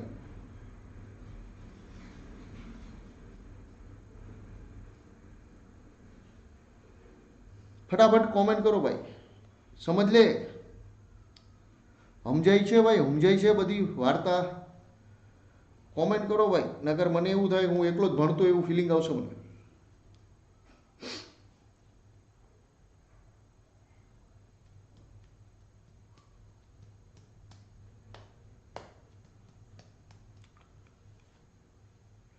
જો ગુર્જર પ્રતિહાર, ગુજરાત શબ્દ ક્યાંથી આવે એની વાત, આ રાજવંશ ઉપર ગુજરાત શબ્દ આવશે આપણે, અને ગુર્જર જાતિ ઉપરથી શબ્દ આવશે. હર્ષવર્ધનની હર્ષચરિત્ર પુસ્તક છે ને એમાં ગુર્જર જાતિનો ઉલ્લેખ મળે છે. ગુર્જર જાતિનો પહેલો ઉલ્લેખ ક્યાં મળે છે? તો હર્ષવર્ધનની પુસ્તક હર્ષચરિત્રમાં ગુર્જર જાતિનો ઉલ્લેખ સૌપ્રથમ હર્ષચરિત્રમાં મળે છે. એમાં કીધેલું કે આ ગુર્જર જાતિ કેવો નથી, ક્યાંથી આવી? તો કે શક ક્ષત્રપો સાથે આવેલી હતી, ઈરાનથી આવેલા હતા. ઈરાનથી આવેલા અને શક ક્ષત્રપોનું જ્યારે પશ્ચિમ ભારતમાં શાસન હતું ત્યારે આ ગુર્જર જાતિના લોકો, શક ક્ષત્રપ એના રાજાઓ હતા જેમના સાથે એ લોકો આવેલા, એ લોકોના શાસન હેઠળ દક્ષિણ રાજસ્થાનમાં વસી જાય છે અને ત્યાં એમની વસ્તી ખૂબ વધારે હોય છે. હર્ષવર્ધનના સમયમાં હર્ષવર્ધન જ્યારે દક્ષિણ રાજસ્થાન ઉપર કબજો કરે ત્યારે હર્ષવર્ધન પોતાના સામંત પ્રતિહાર રાજવંશ જે છે એ પ્રતિહાર રાજવંશના લોકોને અહીંયા નિમણૂક કરે સામંત તરીકે. એ આ જાતિની બહુલ જાતિ ઉપરના શાસન કરે. હવે આ પ્રતિહારો ગુર્જર ઉપર શાસન કરતા હોવાથી એ ગુર્જર પ્રતિહાર કહેવા લાગે છે. અને આ હવે ગુર્જર પ્રતિહાર શાસકો જે છે એ ધીમે ધીમે એ આખા આ વિસ્તાર ઉપર જે છે ગુર્જરપતિ કહેવાય છે. અને હર્ષવર્ધનના મૃત્યુ પછી ઉત્તર ગુજરાત ઉપર પણ કબજો કરે એટલે આખો આ પ્રદેશ ગુર્જર પ્રદેશ કહેવા માંડે છે, ગુર્જર પ્રદેશ. અને આના રાજાને ગુર્જરપતિ કહેવામાં આવતો, ગુર્જરપતિ. હવે આ વાર્તા પતી ગઈ. ગુર્જર પ્રતિહાર રાજવંશ આવ્યો, એને શાસન ગુર્જર પ્રદેશ એ વંશના રાજાને ગુર્જરપતિ કહેવામાં આવતો. બરાબર? આ વાર્તાને ઘણા વર્ષો વીતી ગયા. બરાબર? ને આ વંશની અંદરનો એક રાજા આવે નાગભટ્ટ બીજો. આરબોના આક્રમણને કારણે નાશ પામેલું સોમનાથ મંદિર છે એ સોમનાથ મંદિરનું ઈસવીસન 815માં જે છે એનું રિનોવેશન પણ કરાવે છે. નાગભટ્ટ બીજો જે છે એ નાગભટ્ટ બીજો આ ગુર્જર પ્રતિહાર રાજવંશનો શાસક હતો જેને સોમનાથ મંદિરનું જે છે રિનોવેશન પણ કરાવેલું હતું, ફરીથી બનાવડાવે છે, જેને આગળ જતા જે છે એ મોહમ્મદ ગઝનવી તોડી પાડશે. એ મૂળ સોમનાથ મંદિર નાગભટ્ટ બીજાએ બનાવેલું હતું. હા, હર્ષચરિત્ર બાણભટ્ટે લખેલું છે. એમનો રાજ દરબારી હતો હર્ષવર્ધનનો, એને લખેલું છે બાણભટ્ટ.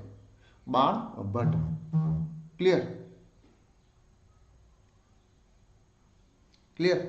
આટલી વાત થઈ. હવે આ ગુર્જર ઉપર, ગુજરાત ઉપર કે ગુર્જર પ્રદેશ ઉપર ખાસ કરીને કોનું શાસન હતું? તો કે ગુર્જર પ્રતિહાર રાજવંશનું શાસન હતું. ગુર્જરો કોણ હતા? ગુર્જર પ્રતિહારો કોણ હતા? બરાબર, એના કયા વિસ્તારો પર શાસન હતું એની ચર્ચા કરી. અને આ ગુર્જરની રાજધાની એટલે કે ભીનમાલ હતું. ભીનમાલ રાજસ્થાનની અંદર આવેલું છે, દક્ષિણ રાજસ્થાનની અંદર. ગુર્જર પ્રદેશની વાત કરી. રાજસ્થાનને દક્ષિણ ઉત્તર ગુજરાત ઉપર કબજો કરે એ હવે ધીમે ધીમે કયા નામથી ઓળખવા માંડે? ગુર્જર પ્રદેશ તરીકે. અને હવે જે છે એ ગુર્જર પ્રતિ ગુર્જર શબ્દ આવી જાય છે. હવે વાત થાય છે મિત્રો ગુજરાત શબ્દ ક્યાંથી આવ્યો. હવે આપણે ગુર્જર લગીન પહોંચી ગયા છે. આપણે આપણી સફરની શરૂઆત ક્યાંથી કરેલી હતી? આનર્તથી કરી હતી. આનર્તની વાત કરી, ત્યાર પછી આપણે જે છે આનર્ત પ્રદેશની વાત કરી, અપરાંત પ્રદેશની વાત કરી, ત્યાર પછી આપણે લાટ પ્રદેશની વાત કરી, સૌરાષ્ટ્રની વાત કરી. સૌરાષ્ટ્રથી આપણે પહોંચ્યા છીએ ગુજરાત. ગુજરાતના ગુર્જર શબ્દ લગીન પહોંચ્યા છીએ. આપણે ક્યાં સુધી પહોંચ્યા છીએ? ગુર્જર શબ્દ સુધી અત્યાર પહોંચેલા. હવે આ ગુર્જરમાંથી ગુજરાત શબ્દ કેમ થાય એની પણ નાની મસ્ત મજાની વાત કરી. હવે જે છે એ ગુજરાતની અંદર ધીમે ધીમે જે છે એ સોલંકી વાઘેલા કાળનું શાસન હતું. બરાબર, અને પેલા ગુર્જર પ્રતિહારોનો સત્તાનો અંત આવી જાય છે અને એ વિસ્તાર ઉપર ચાવડા વંશના રાજાઓ કબજો કરી લે. આપણો વનરાજભાઈ ચાવડા ને એના વંશજો. અને આ ચાવડાઓ પાસેથી સત્તા જાય છે સોલંકી કાળ દરમિયાન. હવે આ ગુર્જર પ્રદેશ ઉપર કોની સત્તા હોય છે? તો કે પહેલા ચાવડાઓની સત્તા હતી ઉત્તર ગુજરાત ઉપર અને રાજસ્થાન ઉપર. એટલે એ સમયે ગુર્જર નરેશ, ગુર્જરપતિ કોણ થઈ ગયા? ચાવડાઓ. ચાવડાઓ પાસેથી આ સત્તા કોની પાસે ગઈ? તો કે મૂળા સોલંકી થ્રુ સોલંકી વંશ પાસે ગઈ. આગળ જતા વાઘેલાઓ પાસે ગઈ. વાઘેલા વંશના શાસકો હતા, એમની પાસે આ ગુર્જર પ્રદેશની માલિકી અથવા એનું પરંપરાગત શાસન એમની પાસે ગયું. હવે જે છે આ વંશના રાજાઓ પણ કયા નામથી ઓળખાતા? ગુર્જરપતિ. ગુર્જરપતિ અને ગુર્જર પ્રદેશ. બરાબર, ગુર્જર પ્રદેશ. હવે ધીમે ધીમે મૂળાજ સોલંકીના સમયમાં હવે ગુર્જરત્તા શબ્દ પ્રયોજો. ગુર્જર પ્રદેશની જગ્યાએ શબ્દ આવી જાય છે ગુર્જરત્તા. હવે આ ગુર્જરત્તા હતું એમાં અલબરૂનીએ પોતાની પુસ્તકની અંદર ગુર્જરત્તા કરી નાખ્યું. એને ત લખતા નહોતો આવડતો. જેમ તમને ને મને રશિયન ભાષા ન આવડે, આપણે બ્લાવસ્કી કરીએ, આપણે એમાં બધા હરખું જ લાગે, બ્લાવસ્કી ને એવી રીતના આ ભાઈ જે હતો અલબરૂની એને પણ શબ્દ નહોતો આવડતો. એને ત્ર બોલતા ન આવડતો. મુસ્લિમ પ્રજા જે હતી એ મુસ્લિમ પ્રજાને ત્ર શબ્દ બોલતા ન આવડે. મુસ્લિમ પ્રજા જે આવતી એ લોકોને બે શબ્દો બોલતા ન આવડતો. એક ત્ર નો બોલતા આવડતો ને એક સ બોલતા ન આવડતો. એને સસલાનું સ કયો એટલે બોલે હ લાનું હ. હાહલું બોલે. હું બોલે? હહલું. ત્ર બોલો તો એ ત્ર ને હંમેશા ત્ર જ બોલે. બરાબર, એટલે કે આરબી ભાષાનો પ્રભાવને કારણે એ લોકોને ત્ર શબ્દ જ ન આવતો, એટલે ત્ર ને એ લોકો ત કરતા, સ ને એ કરતા હ. હવે આ જે છે એ ભીમદેવ બીજાના સમયમાં ધીમે ધીમે આ શબ્દ થઈ જાય છે ગુર્જરત્તામાંથી ગુર્જરત્તા, અને ગુર્જરત્તામાંથી અભ્રંશ થતા થતા ભીમદેવ બીજાના સમયમાં શબ્દ થઈ જાય છે ગુજરાત. કયો થઈ જાય છે? ગુજરાત. કેમ? તો કે ભીમદેવ બીજાના સમયમાં ગુજરાત શબ્દ કેવી રીતના આવ્યો? પહેલા તો ગુર્જરત્તા હતો. તો મિત્રો કહીશ કે ત્યારે ભીમદેવ બીજાના સમયમાં દિલ્હી ઉપર મુસ્લિમોની સત્તા આવી ગયેલી. મોહમ્મદ ગોરી અને કુતુબુદ્દીન એબક ને એ લોકોની સત્તા આવી ગઈ. આ મુસ્લિમ લોકો જે છે એ હવે આ વિસ્તાર માટે ગુર્જરત્તામાંથી ધીમે ધીમે શબ્દ કયો કરી નાખ્યો હોય? ગુજરાત. ને ગુજરાત ભારતમાં જે છે ભીમદેવ બીજાના સમયમાં મુસ્લિમ સત્તા આવે છે. હવે શબ્દ કયો પ્રયોગ જોવા મળે? ગુજરાત. ગુર્જરપતિ અને ગુજરાત. બરાબર, આવી રીતના તમારો શબ્દ આવે છે ગુજરાત. હા, જેવી રીતના સિંધુ ને હિન્દુ, મૂળ સિંધુ નદી એટલે સિંધુને એ લોકો હિન્દુ કહેતા અને ગુજરાતને રાજપુત્ર અને રાજપૂત કરી નાખ્યું. બરાબર, રાજપૂત કોઈ જૂનો શબ્દ નથી.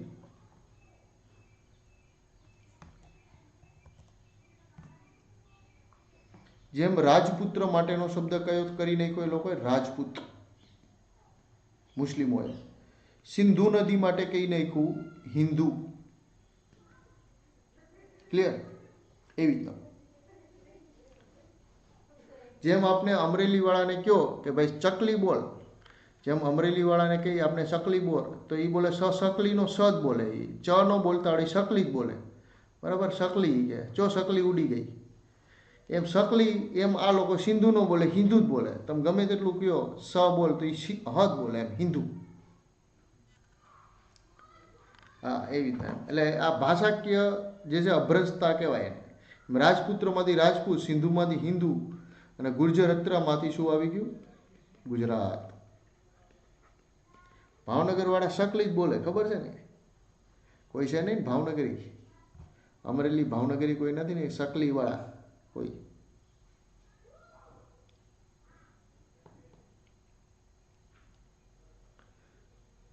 ક્લિયર? માર્કો પોલો તો પછી આવે ને મિત્રો, માર્કો પોલો તો પછી આવે છે ભાવિનભાઈ. માર્કો પોલો તો 1298 આવે છે. એની પણ વાત કરી, માર્કો પોલો ભાઈની પણ આગળ વાત કરી. હવે તમે કહો સાહેબ આ ગુજરાત શબ્દનો ઉલ્લેખ કેવી રીતના આવ્યો એની વાત કરી, આપણે ગુજરાત કેવી રીતના શબ્દ આવ્યો એની વાત કરી નાખી, બરાબર. હવે જે છે એ આપણા શબ્દનો ઉલ્લેખ જે છે પ્રચલિત ક્યારે બને છે તો કે સોલંકી વાઘેલા કાળ દરમિયાન પ્રચલિત બને છે. અને સૌ પ્રથમ આ શબ્દ ક્યાં જોવા મળે, કયા ગ્રંથમાં લેખિત સ્વરૂપમાં ગુજરાત શબ્દ જોવા મળે છે? તો સૌ પ્રથમ આ શબ્દનો ઉલ્લેખ પ્રથમ ઉલ્લેખ તમને કેમાં જોવા મળશે? આબુરાસ નામના ગ્રંથમાં જોવા મળશે, બરાબર. આ ગ્રંથના રચયિતા કોણ હતા? પાલનપુત્ર. આ પાલનપુત્ર જે છે એને 1233માં આ ગ્રંથ લખ્યો હતો. હવે આ 1233માં પાલનપુત્રએ આબુરાસ નામનો ગ્રંથ લખ્યો. આ ગ્રંથની અંદર શું છે, બરાબર? આ ગ્રંથની અંદર એવું શું છે કે જેની અંદર સૌ પ્રથમ ગુજરાત શબ્દનો ઉલ્લેખ આવ્યો? તો આ ગ્રંથની અંદર ભીમદેવ બીજાના સામંત, ભીમદેવ બીજો સોલંકી વંશનો રાજા હતો, એના સામંત હતા, જે આબુના રાજા હતા. આબુના રાજા હતા અને ભીમદેવના શાસનને ટકાવી રાખવામાં એમનો સૌથી મોટો ફાળો હતો. એ ધારાવર્ષ પરમારનો ઉલ્લેખ જોવા મળે છે. ધારાવર્ષ પરમાર અને પાલનપુરની સ્થાપના કરનાર ધારાવર્ષ પરમારના ભાઈ પાલનદેવ, જેને પાલનપુર અથવા પાલનપુરની સ્થાપના કરેલી, એ પાલનદેવ પરમાર અને એના ભાઈ ધારાવર્ષ જે આબુના રાજા હતા, એમનો ઉલ્લેખ અને એમની વીરતાની વાત આની અંદર કરેલી છે આબુરાસ ગ્રંથની અંદર. આ પરમાર વંશનો ઇતિહાસ જોવા મળે છે. આબુના પરમાર વંશનો ઇતિહાસ માહિતી મળે છે આબુરાસ નામના ગ્રંથની અંદર, કે કેવી રીતના રાજા ધારાવર્ષે મુસ્લિમ શાસકોને આબુના ઘાટની અંદર હરાવી અને ગુજરાત પ્રદેશની રક્ષા કરેલી, ગુજરાતને જે મુસ્લિમોના આક્રમણથી બચાવેલો હતો અને ભીમદેવના શાસનને ટકાવી રાખ્યો હતો. આ વીરતાની વાત પાલનપુત્રએ આબુરાસ નામના ગ્રંથમાં કરેલી છે. અને એમાં લખે છે ગુજરાત પ્રદેશની રક્ષા કરેલી છે, ગુજરાતની ભૂમિને મલેચ્છોના આક્રમણથી રક્ષણ કરેલું છે. એ આબુરાસ નામના ગ્રંથમાં સૌ પ્રથમ શબ્દ જોવા મળે છે ગુજરાત. અને આ ગ્રંથની રચના 1231માં થયેલી, ભીમદેવના બીજાના સમયમાં જ થયેલી, બરાબર? ક્લિયર?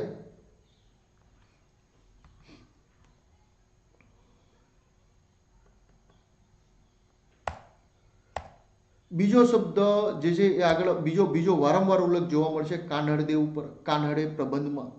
બીજો ગુજરાત શબ્દનો ઉલ્લેખ જે છે મુસ્લિમ ઇલ્તુમિશને હરાવેલો હતો.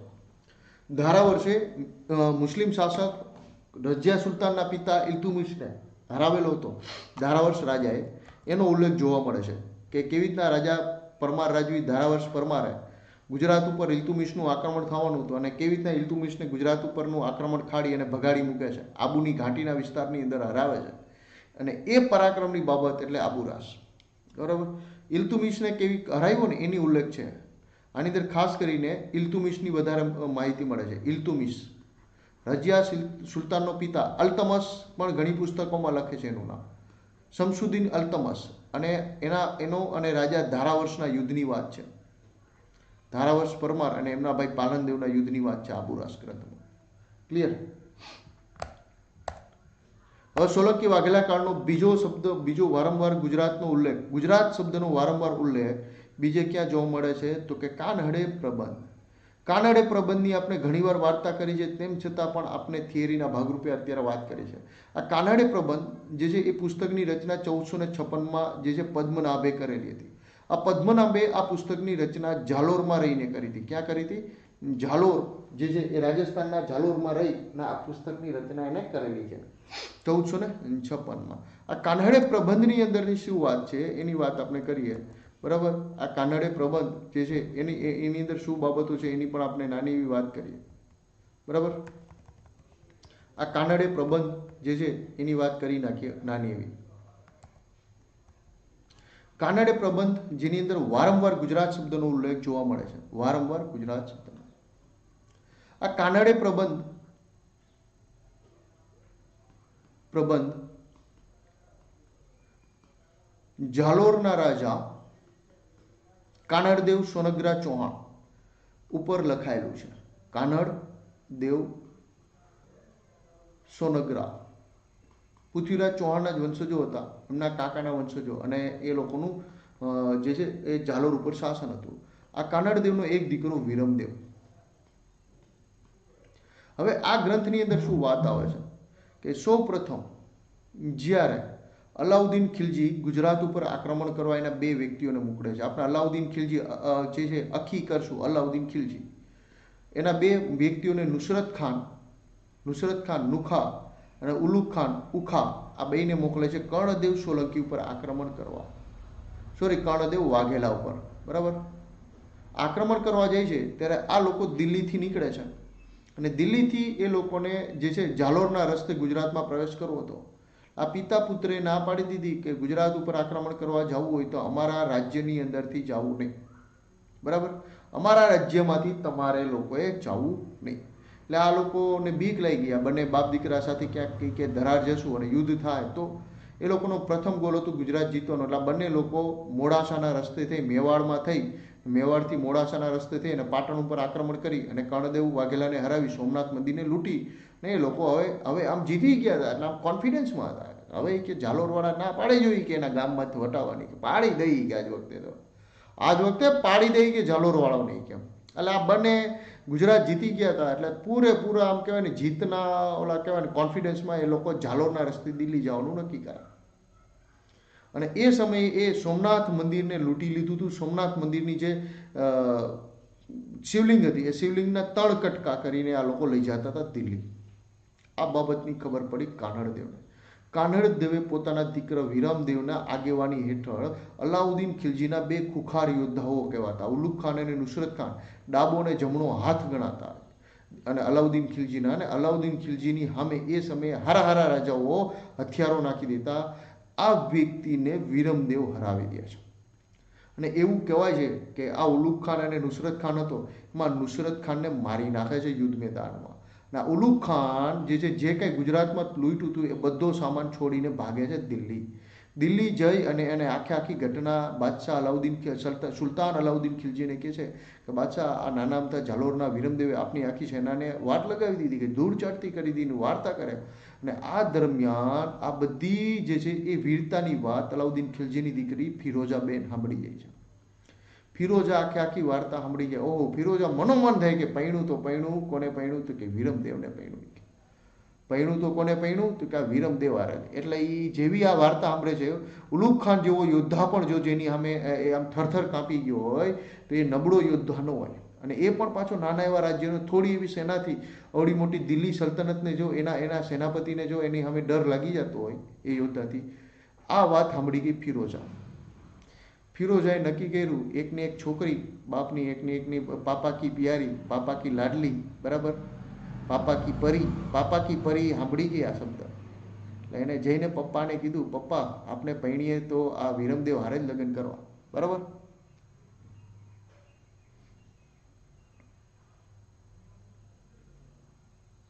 બરાબર. હવે આ પાપા કી પરી ફિરોઝા સાંભળી ગયા આ ઉલુગ કાકા જે રીતે જે છે એ પૂંછડી દબાવીને નીકળ્યા હતા યુદ્ધ મેદાનમાંથી. આખી વાર્તા કરી કે આ નુસરત ખાન જેવા યોદ્ધા નહીં કે મારી નાખ્યો, એક ઝાટકે કે કાપી નાખ્યો હોય કેમ. અને આ પાપા કી પરી ફિરોઝા સાંભળી ગયા અને એને પછી પપ્પાને વાત એના કરી કે અલાઉદ્દીન પપ્પા આપણે તો પૈણું જો કોની હારે તો કે વિરમદેવ હારે પૈણું. હું પૈણું તો કોને?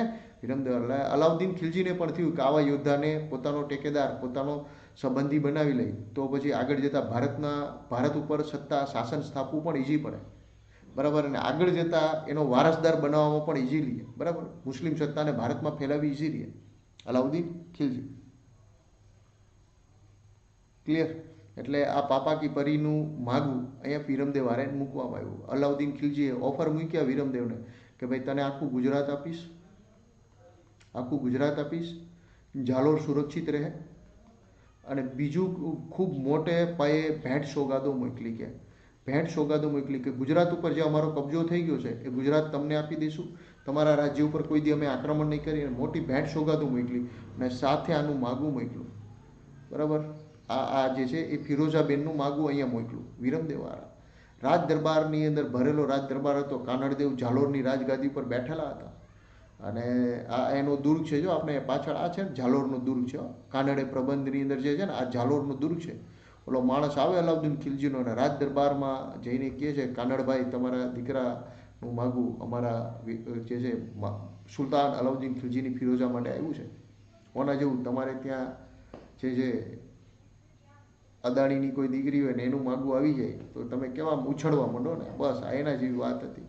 વિરમદેવની સામે કાનડદેવ જોવે છે કે શું કરવું છે, આનો સ્વીકાર કરવો છે કે નથી સ્વીકાર કરવો, આનો સ્વીકાર કરવો છે કે નથી સ્વીકાર કરવો. તમારે આ માગું આવ્યું છે અવડું મોટું, દિલ્હીના સુલતાનની એકની એક દીકરીનું માગું, બરાબર, પાપાકી એકને એક પરીનું માગું છે એ છે. એટલે ત્યારે ખાસ કરીને રાજપૂત શાસકો, હંમેશા રાજપૂત શાસકો ભારત ઉપર શાસન કરી ગયા હોય અને આટલા વર્ષો સુધી એ પોતાની અખંડ સત્તા સાચવી શકતા રાજપૂત શાસકો, તો એ માનવતાવાદ અભિગમની સાથે લડાઈ વૃત્તિ અને બીજું ધર્મ પ્રજાની રક્ષા માટે પોતાની જાન ન્યુછાર કરવાની વૃત્તિ. માનવતા, મુસ્લિમ ધર્મના શાસકોમાં માનવતા નહોતી. જો મુસ્લિમ ધર્મના શાસકો સાથે લગ્ન સંબંધથી જોડાય તો નીતિમત્તા એ લોકોનામાંથી જતી રહે એવું માનતા રાજપૂત શાસકો. એટલે કોઈ પણ મુસ્લિમ શાસકો સાથે પોતે કોઈ પણ જાતનું એલાયન્સ કરે તો આ નીતિમત્તા જતી રહે અને એની પ્રજાનો વિશ્વાસ એના ઉપરથી ઉઠી જાય. આ રાજપૂત શાસકો એટલે આ લોકો ક્યારેય જોડાતા નહીં. એટલે આ વાત હતી, મૂળ બાબત આ હતી. એટલે જેવું આ માગું આવે છે એટલે વિરમદેવને પૂછે છે એના પિતા કાનડદેવ કે ભાઈ શું કરવાનું છે. એટલે વિરમદેવ કહે છે કે જો હું એક તુરુષ્કર્ણી સાથે, એક તુરુષ્ક, જો હું રાજ અને સત્તાના લોભે હું એક તુરુષ્કર્ણી સાથે જે છે લગ્ન કરીશ, તુરુષ્કર્ણી એટલે તુર્ક સ્ત્રી સાથે લગ્ન કરીશ તો મારું કુળ લાજશે. જે આ વર્ષોથી પ્રજાનો આપણા કુળ પર વિશ્વાસ છે એ કુળ લાજશે. મારા મામાનું કુળ એટલે એનું મામા એ ભાટી કુળ, જેસલમરનું ભાટી કુળ હતું, તો કે મારો મામો ભાટીઓ લાજશે, કુળ ચૌહાણ લાજશે કે અથવા સોનગુરુ કુળ લાજશે. અને આવી રીતના જે ક્ષત્રિય કુળ છે એના ઉપરનો પ્રજાનો વિશ્વાસ ઉઠી જાય છે. જો હું એક તુરુષ્કર્ણી યારે પૈણીશ અને આને ઠુકરાવી દો અને જો આના કારણે કોઈ પણ જાતની જે છે એ ચેલેન્જ કે આ બાબતનો સામનો કરવો હશે તો હું તૈયાર છું. એટલે એના પિતાનું ગદગદ અને એના માણસો એમ કહે કે વાહ વિરમદેવ વાહ, અને વાત થાય છે અને આ ઠુકરાવે છે. એટલે વિરમદેવ અલાઉદ્દીન ખિલજી પાસે વાત પૂછે છે કે ભાઈ આ માગું આ જે છે હતું એની દીકરી સાથેનું લગ્નનું માગું અવડી મોટી ઓફર ઠુકરાવી દે છે, બરાબર. તમને આના જેવું છે કે ભાઈ એમેઝોન વાળો એની છોકરીનું માગું તમારી યારે લે તમે ના પાડો એટલે એમેઝોન વાળો કેવો ગુસ્સે થઈ જાય કે આ યાર આવડો નાનો અમથો માણસ મારી છોકરી યારે એનું માગું ના. અલાઉદ્દીન ખિલજીની આતા માજી સટકલી, શું થઈ એની સટકલી, તરત જ આદેશ આપ્યો ઝાલોર ઉપર કરો હુમલો, ઝાલોર ઉપર કરો હુમલો. એ કે આટલી હિંમત ઇન કાફીરો की इतनी हिम्मत ही કે, બરાબર. એટલે ઝાલોર ઉપર હુમલો થાય છે. કાનડદેવની ઉંમર થઈ ગઈ હતી. કાનડદેવ પણ યુદ્ધ મેદાનમાં જે છે વીરગતિ પામે છે.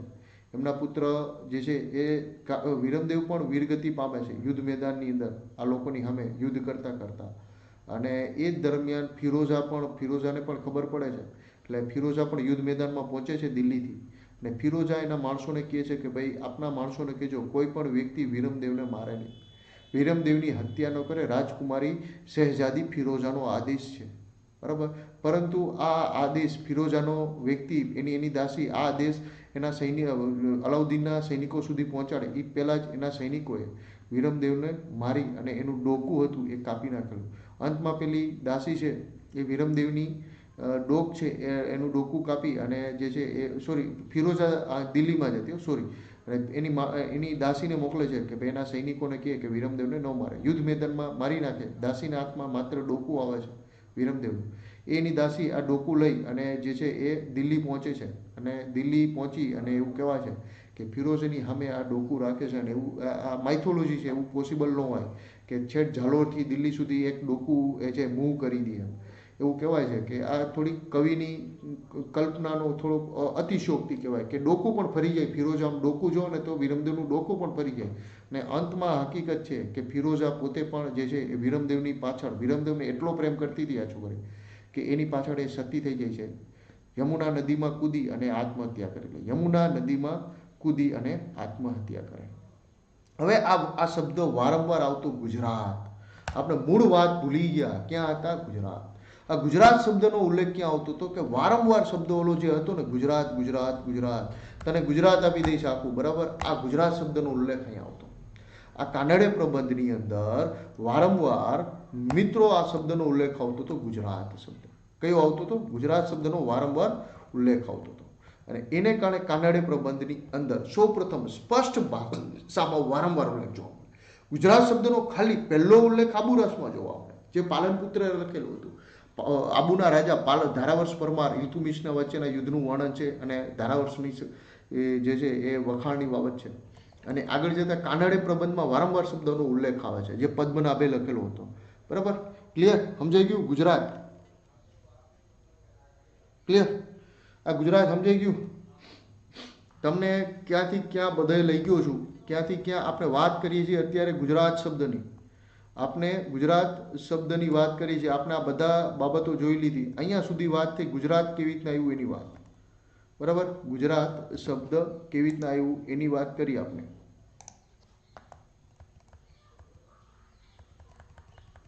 આપણે ક્યાં હતા મૂળ? તો કે ભાઈ આપણે આનર્થ પ્રદેશથી શરૂઆત કરી. આપણે ક્યાંથી શરૂઆત કરેલી હતી? આનર્થ. આનર્થ કોણ હતા? તો કે ભગવાન જે છે મનુના દીકરા, સરિયાતીના દીકરા, જેના નામ ઉપરથી આનર્થ પ્રદેશ નામ પડે છે. એની રાજધાની કુશસ્થળી, દ્વારિકા. આ માહિતી કઈ પુસ્તકની અંદર જોવા મળે? ભગવત ગોમંડળની અંદર. ભગવત સિંહે લખાવેલું હતું આ પુસ્તક. કોની પાસે લખાવડાવ્યું હતું? ચંદુભાઈ બેચરદાસ પટેલ પાસે. 26 વર્ષ લાગ્યા હતા આ પુસ્તકને લખતા, અને 9 ભાગમાં આ પુસ્તક જે છે એ વહેંચાયેલું છે, જેની અંદર આનર્થ પ્રદેશ વિશે માહિતી મળે. આનર્થ, સૌ પ્રથમ ગુજરાતનું નામ આનર્થ જોવા મળે. પછી આનર્થ શબ્દનો બીજો ઉલ્લેખ ક્યાં જોવા મળે છે? તો કે સખક્ષત્રપ કાળ દરમિયાન જોવા મળે છે. અને આનર્થ શબ્દ માત્ર ઉત્તર ગુજરાત માટે પ્રયોજવામાં હતો, ત્યારે એની રાજધાની કઈ હતી? વડનગર. બરાબર. પછી બીજો એક આવે છે અપરાંત પ્રદેશ, સુરતથી લઈ મુંબઈનો વિસ્તાર હતો, અને અવંતી જનપદનો જે તે સમયે ભાગ પણ હતો, એ ઉલ્લેખ. પછી સૌરાષ્ટ્ર, સંસ્કૃત ભાષાનો શબ્દ. સુરત એનો પ્રાકૃત ભાષાનો શબ્દ છે. અને મૌર્યકાળ દરમિયાન સૌરાષ્ટ્ર નામ હતું, ગુજરાતના વિસ્તાર અથવા કોઈ ભાગનું નામ સૌરાષ્ટ્ર કહેવામાં હતું, જેની રાજધાની ગિરિનગર અથવા જુનાગઢ હતી. ગુપ્ત કાળ દરમિયાન સેમ માહિતી હતી, સૌરાષ્ટ્ર અને ગિરિનગર. બરાબર. પછી સૌરાષ્ટ્ર મરાઠા શાસન દરમિયાન કેવી રીતના કાઠી દરબારો ઉપરથી કાઠિયાવાડ પડ્યું. પેરીપ્લસ અને ટોલેમીએ સૌરાષ્ટ્રીયન કીધેલું હતું. બરાબર. અને ત્યારબાદ સ્ટ્રેબોએ સેરોસ્ટસ કીધેલું, અને હુએનસાંગે સોરઠ માટે શુલ્કા શબ્દ યુઝ કરેલો, વેરાવળ માટે વેલાકુલ. બરાબર. ત્યારબાદ કચ્છ માટે કિત્તા, અને સુરત માટે સુલચા, ભારત માટે ઇન્તિન. આ શબ્દો હુએનસાંગે વાપરેલા, એની ચર્ચા કરી નાખી આપણે. પછી લાટ શબ્દ આવે, નર્મદાથી તાપી સુધીના વિસ્તાર માટે શબ્દ હતો, અને ટોલેમીના ભૂગોળમાં ભરૂચ અને લાટ પ્રદેશનો ઉલ્લેખ છે. બરાબર. લાટ માટે લાટિકા શબ્દ એને કીધો. લાટને ટોલેમીએ શું કીધેલું હતું? લાટિકા. શું કીધેલું હતું? લાટિકા. બરાબર.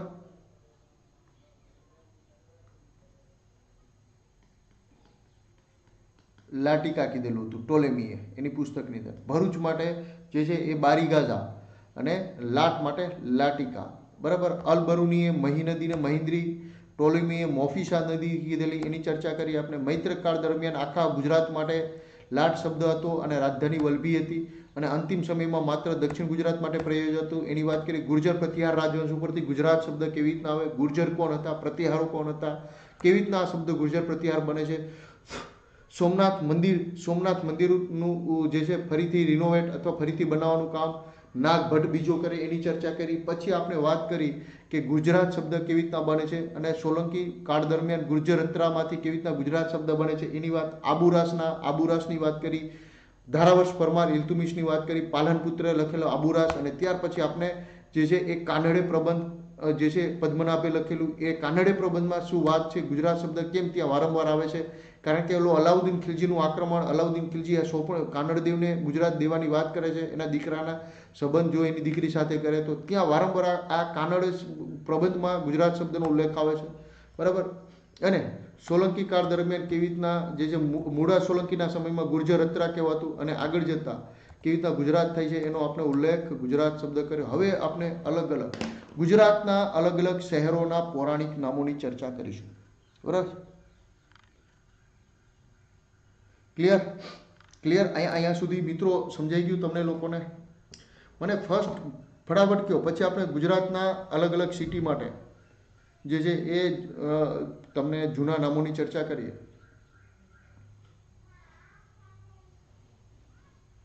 ના ના, મારું કેમેસ્ટ્રી વિષય યારે પીએચડી છે.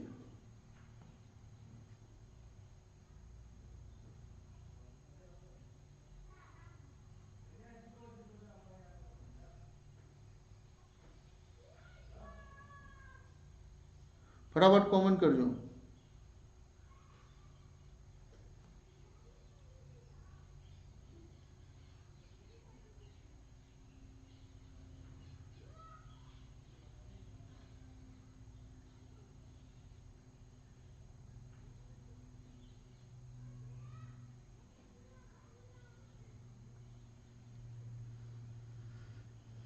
સમજલા?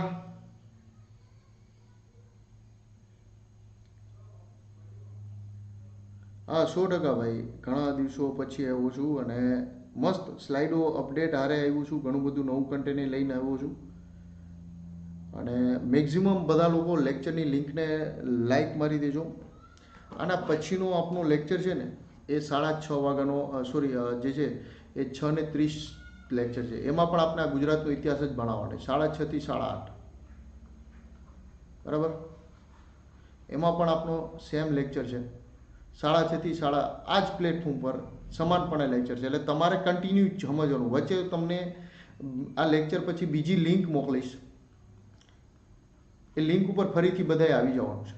ટેલિગ્રામ ઉપર હું લિંક મૂકી દઈશ, અથવા તમને આ યુટ્યુબ ચેનલ ઉપર જ લાઈવ લેક્ચર મળી જશે. મારો ચાલુ જ હશે, 6:30 થાય ને એટલે શરૂ કરી દઈશ.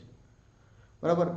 આ લેક્ચર કન્ટિન્યુ છે. વચ્ચે તમને અડધી કલાકનો ટાઈમ એટલે આપીશ, તમને લોકોને ફ્રેશ થવું હશે, તમારા મગજને થોડોક ગેપ આપવો જરૂરી પડે. 2 કલાકે એક નાનો એવો ગેપ આપીશ, જેની અંદર તમે ચા પાણી પી લીધો છો.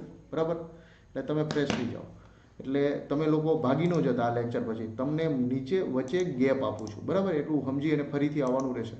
અને જે લેક્ચરની લિંક મૂકું ને, એ લેક્ચરની લિંકને ફરીથી તમારે બધાને વાયરલ કરવાનું ભૂલતા નહીં. આના પછીનો જે લેક્ચર છે ને મારો, એની લિંક જો અત્યારે ટેલિગ્રામમાં હું મૂકી જ દઉં છું. આના પછી એ લિંકને તમારે લોકોએ વાયરલ કરવાનું ભૂલવાનું નથી.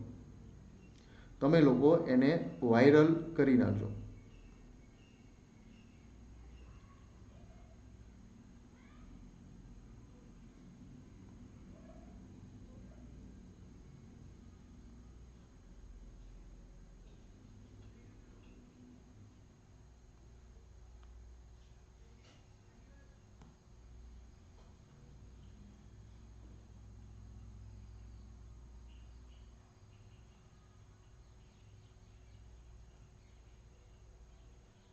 ક્લિયર? બધાને મારું સેશન દેખાય છે ને? જો નેક્સ્ટ લેક્ચરની લિંક તમને ટેલિગ્રામ ચેનલ, વોટ્સઅપમાં બધે ચડાવી દીધેલી છે. ફટાફટ આ બધા લોકો આને શેર કરી નાખજો. આને શેર કરી નાખજો.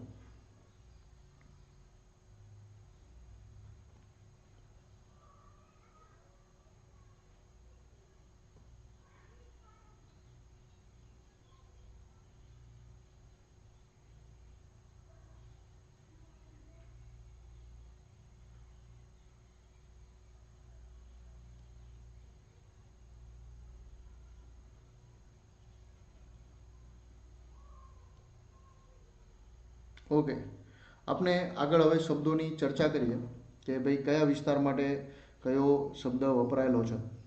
અને આવા પ્રશ્નો જે છે, આવી બાબતો, આ અપકમિંગ એટલે આના પછી. ક્લિયર? બરાબર? આગળ આપણે વાત કરીએ. કોઈને કંઈ ક્વેરી હોય તો કહેજો.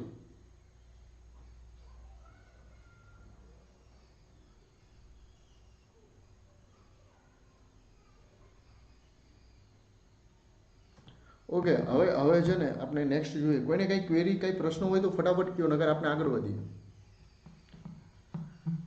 કારણ કે આપણું 2 વે કન્વર્ઝેશન થવું જરૂરી છે. તમારું અને મારા બંનેની વચ્ચે કન્વર્ઝેશનનું માધ્યમ એટલે કોમેન્ટ છે. એટલે તમારે સતત કહું ત્યારે કોમેન્ટ કરો તો વાંધો નહીં. ક્લિયર? ઓકે. હવે છે ને એક વચ્ચે જીપીએસસી જે છે એ એક ક્વેશ્ચન પૂછી લીધેલો કે જૈન ધર્મની ઘણી બધી મૂર્તિઓ વડોદરા પાસેના અકોટાથી મળી આવેલી છે. અકોટા.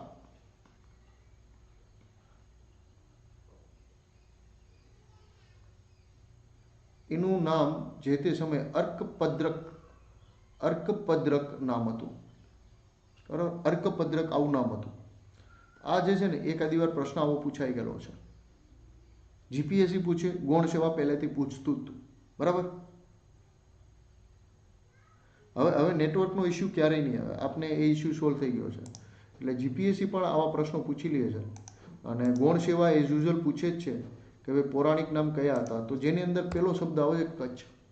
કચ્છ છે ને એના માટે જે તે સમયે કચ્છ મંડલમ શબ્દ આવતો. ને એવું કહેવાય છે કે સિકંદર જ્યારે પાછો વળતો હતો ત્યારે કચ્છના કિનારે, કચ્છના દરિયા કિનારેથી જ એ પાછો વળ્યો હતો. કચ્છ અને સિંધ પ્રદેશ ભૂતકાળમાં સિંધુ નદીના કાંઠે કાંઠે જ્યારે સિકંદર ભારત ઉપરથી આક્રમણ કરી અને પાછો જતો હતો ત્યારે એ સિંધુ નદી અત્યારનું જે લખપત છે ને, લખપત કોટેશ્વર, એ કોટેશ્વર લખપતવાળો ભાગ છે ને, બરાબર, એ ત્યાંથી જે છે એ પોતે ગયો. મીન્સ કે પેલા સિંધુ, એક મિનિટ, આ સિંધુ નદી છે ને એ અહીંયા ઓલું કોટેશ્વર સિંધમાં આવે ને, અત્યારે આપણું પાકિસ્તાનની બોર્ડર અહીંયા છે. સિંધુ નદી આવી રીતના ભારતમાં આવતી પહેલાં, કચ્છમાં. એટલે સિકંદર જે તે સમયે સિંધુ નદીના કાંઠે કાંઠે ભારત આવ્યો, ભારતથી પાછો જતો હતો ત્યારે એવું કહેવાય છે કે આ નદીના કાંઠેથી એ દરિયાના રસ્તે થઈ અને ઈરાન ગયેલો અને અડધી સેના એને આ નદીને ફરીથી ઓળગી અને દરિયાના કાંઠે કાંઠે થઈને બેબીલોન જાય છે. એટલે સિકંદર પોતે પણ કચ્છ આવેલો. એવું કહેવાય છે સિકંદર અને સિકંદરની સેના કચ્છ આવેલી હતી. કચ્છના રસ્તે થઈ અને પાછી ફરી હતી. ક્લિયર? એટલે કચ્છ માટે જે તે સમયે કચ્છ મંડલમ શબ્દ, મંડલમ એટલે ભાગ, પ્રાંત. હાલાર કેમ કહી ગયા? સૌરાષ્ટ્ર પ્રાંત, દક્ષિણ ગુજરાત, ઉત્તર ગુજરાત, કચ્છ. મંડલમ એટલે પ્રાંત શબ્દ કહેવાય, મંડલ એટલે પ્રાંત. કચ્છ મંડલમ આવો શબ્દ વાપરવામાં આવતો. સાબરકાંઠા માટે સભ્ર પ્રદેશ શબ્દ આવે છે. સાબરકાંઠા માટે કયો શબ્દ આવે છે? સભ્ર પ્રદેશ. કેમ સભ્ર પ્રદેશ? તો કે સાબરમતી નદીનું નામ સભ્ર નદી હતું. કયું નદી હતી? સભ્ર નદી, આવું નામ હતું. કોનું નામ? તો કે સાબરમતી નદીનું નામ. એટલે કે સાબરમતી નદી એટલે સભ્ર નદી અને સાબરકાંઠો એટલે કે સભ્ર પ્રદેશ, આવો નામ ઉલ્લેખ જોવા મળે છે સાબરકાંઠા વિસ્તાર માટે. મહી કાંઠા માટે માહી પ્રદેશ જોવા મળે છે. કયો નામ મળે છે? માહી પ્રદેશ, મહી કાંઠા માટે. બરાબર. એવી રીતના સરસ્વતી કાંઠો એટલે કે સારસ્વત મંડળ. અત્યારે જે આપણું પાટણ સિદ્ધપુરનો વિસ્તાર છે, પાટણ સિદ્ધપુરના વિસ્તાર માટે આ શબ્દ હતો. પાટણ સિદ્ધપુરના વિસ્તાર માટે. બરાબર. સારસ્વત મંડળ. શરૂઆતમાં ચાવડા વંશના શાસકોનું શાસન વિસ્તાર આ વિસ્તાર ઉપર જ હતું. ચાવડાઓનું શરૂઆતનું શાસન એટલે સારસ્વત મંડળ કહેવાતું. બરાબર. અને બીજું એક સાંચોર, રાજસ્થાનના સાંચોર માટેનું જૂનું નામ સત્યપુર મંડળ. સાંચોર માટેનું નામ સત્યપુર મંડળ. આ બંને વિસ્તાર ઉપર ચાવડાઓનું શરૂઆતનું શાસન હતું. સારસ્વત મંડળ અને સત્યપુર મંડળ આ મૂળ વિસ્તારો હતા ચાવડા. વડનગર માટેનો શબ્દ હાટકેશ્વર વિસ્તાર. કેમ? તો કે ત્યાં હાટકેશ્વર મહાદેવનું મંદિર છે. બરાબર. હાટકેશ્વર મહાદેવનું મંદિર છે એટલે વડનગર. ત્યારબાદ ભરૂચ માટેનો શબ્દ હતો રેવાખંડ. કેમ? તો કે રેવા જે છે એ મૂળ નામ નર્મદા નદીનું નામ રેવા નદી છે, એને કારણે એને રેવા નદીના વિસ્તારને રેવાખંડ. અને ભૃગુકુળના ઋષિઓનો વસવાટ હતો આ વિસ્તારમાં, એને કારણે ભૃગીકુળ, ભૃગુ કચ્છ અને કચ્છ, ભૃગુ કચ્છ આવો નામ પડે છે. અને અભ્રંશ થઈ અને આમાંથી ભરૂચ થયેલું છે. આ ભૃગુ કચ્છ અથવા ભરૂચ જે છે પ્રાચીન સમયનું મહત્વનું બંદર હતું. ભારતનું સૌથી મહત્વનું મોટું બંદર એટલે ભૃગુકુળ, ભૃગુ કચ્છ અથવા ભરૂચ. ભરૂચના આ પ્રાચીન નામો છે. બરાબર. તમને જાણ ખાતર કહી દઉં કે સૌ પ્રથમ પહેલું ભારતનું જૂનામાં જૂનું પ્રાચીન સમયનું બંદર એટલે ભરૂચ. પ્રાચીન ભારતના સમયનું બંદર એટલે ભરૂચ. ત્યાર પછી સલ્તનત કાળ દરમિયાનનું બંદર એટલે ખંભાત બંદર. મુગલ કાળ દરમિયાનનું બંદર એટલે સુરત. ના અંગ્રેજોના સમયનું બંદર એટલે થોડુંક એના દક્ષિણનું મુંબઈ બંદર. ભરૂચ ઉપર જે તે સમયે ગ્રીક વેપારીઓનો દબદબો હતો. ગ્રીક વેપારીઓનો દબદબો તૂટે છે અને મુસ્લિમ વેપારીઓનો દબદબો વધે છે ત્યારે મહત્વનું બંદર બની જાય છે આરબ. આરબોનો દબદબો તોડી અને એને સ્થાને યુરોપિયનનું જે છે વર્ચસ્વ વધે છે વેપારમાં, ત્યારે એ લોકો સુરતને મહત્વનું કેન્દ્ર બનાવે. કેમ? તો કે યુરોપિયનો શરૂઆતમાં ડાયરેક્ટ ખંભાતમાં પોતાનો વેપાર નથી કરતા. કેમ? તો કે ખંભાતમાં ત્યારે દબદબો આરબોનો હતો. એની પહેલા ભરૂચ ઉપર ગ્રીકોનો દબદબો હતો.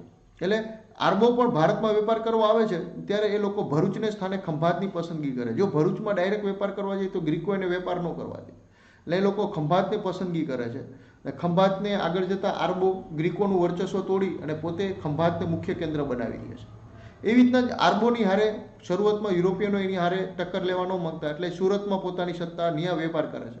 ધીમે ધીમે આરબોનું વર્ચસ્વ તૂટે એટલે સુરત મહત્વનું થઈ જાય અને યુરોપિયનો પછી આગળ ત્યાં એમાં પણ અંગ્રેજોનું સત્તા સ્થપાતા ધીમે ધીમે સુરત જે છે એ ભાંગી જાય છે અને મુંબઈ મહત્વનું વેપારી કેન્દ્ર બની જાય છે. બરાબર. અને વર્તમાનમાં તમને મુંબઈનું મહત્વ ખબર છે. એટલે આવી રીતના અલગ અલગ સમય માટે ભારતના અને ગુજરાતના સૌથી મહત્વના બંદરો હતા. પ્રાચીનમાં ભરૂચ, ગ્રીક વેપારીઓનો દબદબો ત્યાં, સલ્તનત કાળમાં ખંભાત, આરબ વેપારીઓનો દબદબો, મુઘલ કાળ દરમિયાન સુરત, યુરોપિયન વેપારીઓનો દબદબો, અંગ્રેજોના સમયમાં મુંબઈ અને અંગ્રેજોનો દબદબો. બરાબર, અંગ્રેજ કાળ દરમિયાન. એની આગળ વાત કરી આપણે કે કેમ ભરૂચ બંદર મહત્વનું થયું, એની પર ચર્ચા કરી આપણે. ક્લિયર. તાપીના પ્રદેશ, તાપીની દક્ષિણ પ્રદેશને અપરાંત પ્રદેશ કહેવામાં આવતો. અપરાંત પ્રદેશ. તાપીથી મુંબઈ વચ્ચેના પ્રદેશને શું કહેવામાં આવતો? અપરાંત પ્રદેશ. તાપી નદીનો સુરતથી લઈ અને મુંબઈના વચ્ચેના પ્રદેશને અપરાંત પ્રદેશ કહેવામાં આવતો. બરાબર. મોઢેરાની આજુબાજુમાં ધર્મારણ્ય ક્ષેત્ર કહેવાતું. બરાબર. મોઢેરાની આજુબાજુનો પ્રદેશ એટલે ધર્મારણ્ય ક્ષેત્ર. મોઢેરાની આજુબાજુનો પ્રદેશ એટલે ધર્મારણ્ય ક્ષેત્ર. ક્લિયર. પછી આપનું આવશે તારંગા. તારંગાથી ઘણા બધા બૌદ્ધ ધર્મના અવશેષો વર્તમાનમાં મળેલા છે. આ તારંગા જે છે એ જે તે સમયે ખાસ કરીને શક ક્ષત્રપ કાળ દરમિયાન ખૂબ મહત્વનું હતું અને અહીંયા બૌદ્ધ ધર્મના ખૂબ મોટા પાયે અવશેષો મળેલા છે. આનું પૌરાણિક નામ તારણગીરી અથવા તારણ દુર્ગ હતું. તારાનગરી, તારણગીરી, તારણ દુર્ગ આ તારંગાનું પૌરાણિક નામ હતું. એવી રીતના જ ડાંગ અને વાસંદાના પ્રદેશ જે છે એને જે તે સમયે નિષાદ પ્રદેશ કહેવામાં આવે. કેમ કે આ વિસ્તારના આદિવાસીઓને જે છે એ મેદાની પ્રદેશની લોકો નિષાદ કહેતા. બરાબર. એટલે નિષાદ પ્રજા, ડાંગ અને વાસંદાની પ્રજા છે એને નિષાદ પ્રદેશ કહેવામાં આવતો. એવી રીતના મોડાસા અને મહુડાસુ અથવા મહુડવાસક કહેવામાં આવતું. મહુડાસુ. બરાબર. મહુડવાસક અથવા મહુડાસુ અને એના આધારે મોડાસા શબ્દ જે છે એ આવેલો છે. આ પૌરાણિક નામ હતું મોડાસા. રિયાણ પતંગ. જો ગુજરાતમાં મોહમ્મદ ગઝનવી આક્રમણ કરવા આવે છે ને ત્યારે પહેલો સામનો આ વિસ્તારના લોકો કરે છે. ખૂબ વીરતાથી મોહમ્મદ ગઝનવી સામે થોડા એવા મોડાસાના સ્થાનિક ક્ષત્રિયો લડે છે મોહમ્મદ ગઝનવીની સામે. બરાબર. અને બધા લોકો એની સામે યુદ્ધ મેદાનમાં શહીદ થઈ જાય છે. ક્લિયર. માંડવી, કચ્છની અંદર આવેલું માંડવી. કચ્છની અંદરના માંડવીને રિયાણ પતન કહેવામાં આવતું. શું કહેવામાં આવતું? રિયાણ પતન. બરાબર.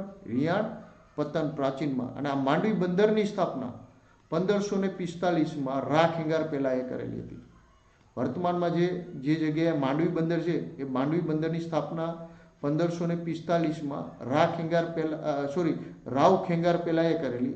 ખેંગાર નહીં, રાવ ખેંગાર પહેલા કચ્છના રાજવી હતા એમને કરેલી, જેને કચ્છ રાજ્યની સ્થાપના કરેલી. એ રાવ ખેંગાર પહેલાના એને જેને માંડવીની સ્થાપના કરી એ માંડવીનું પૌરાણિક નામ રિયાણ પતન હતું. બરાબર.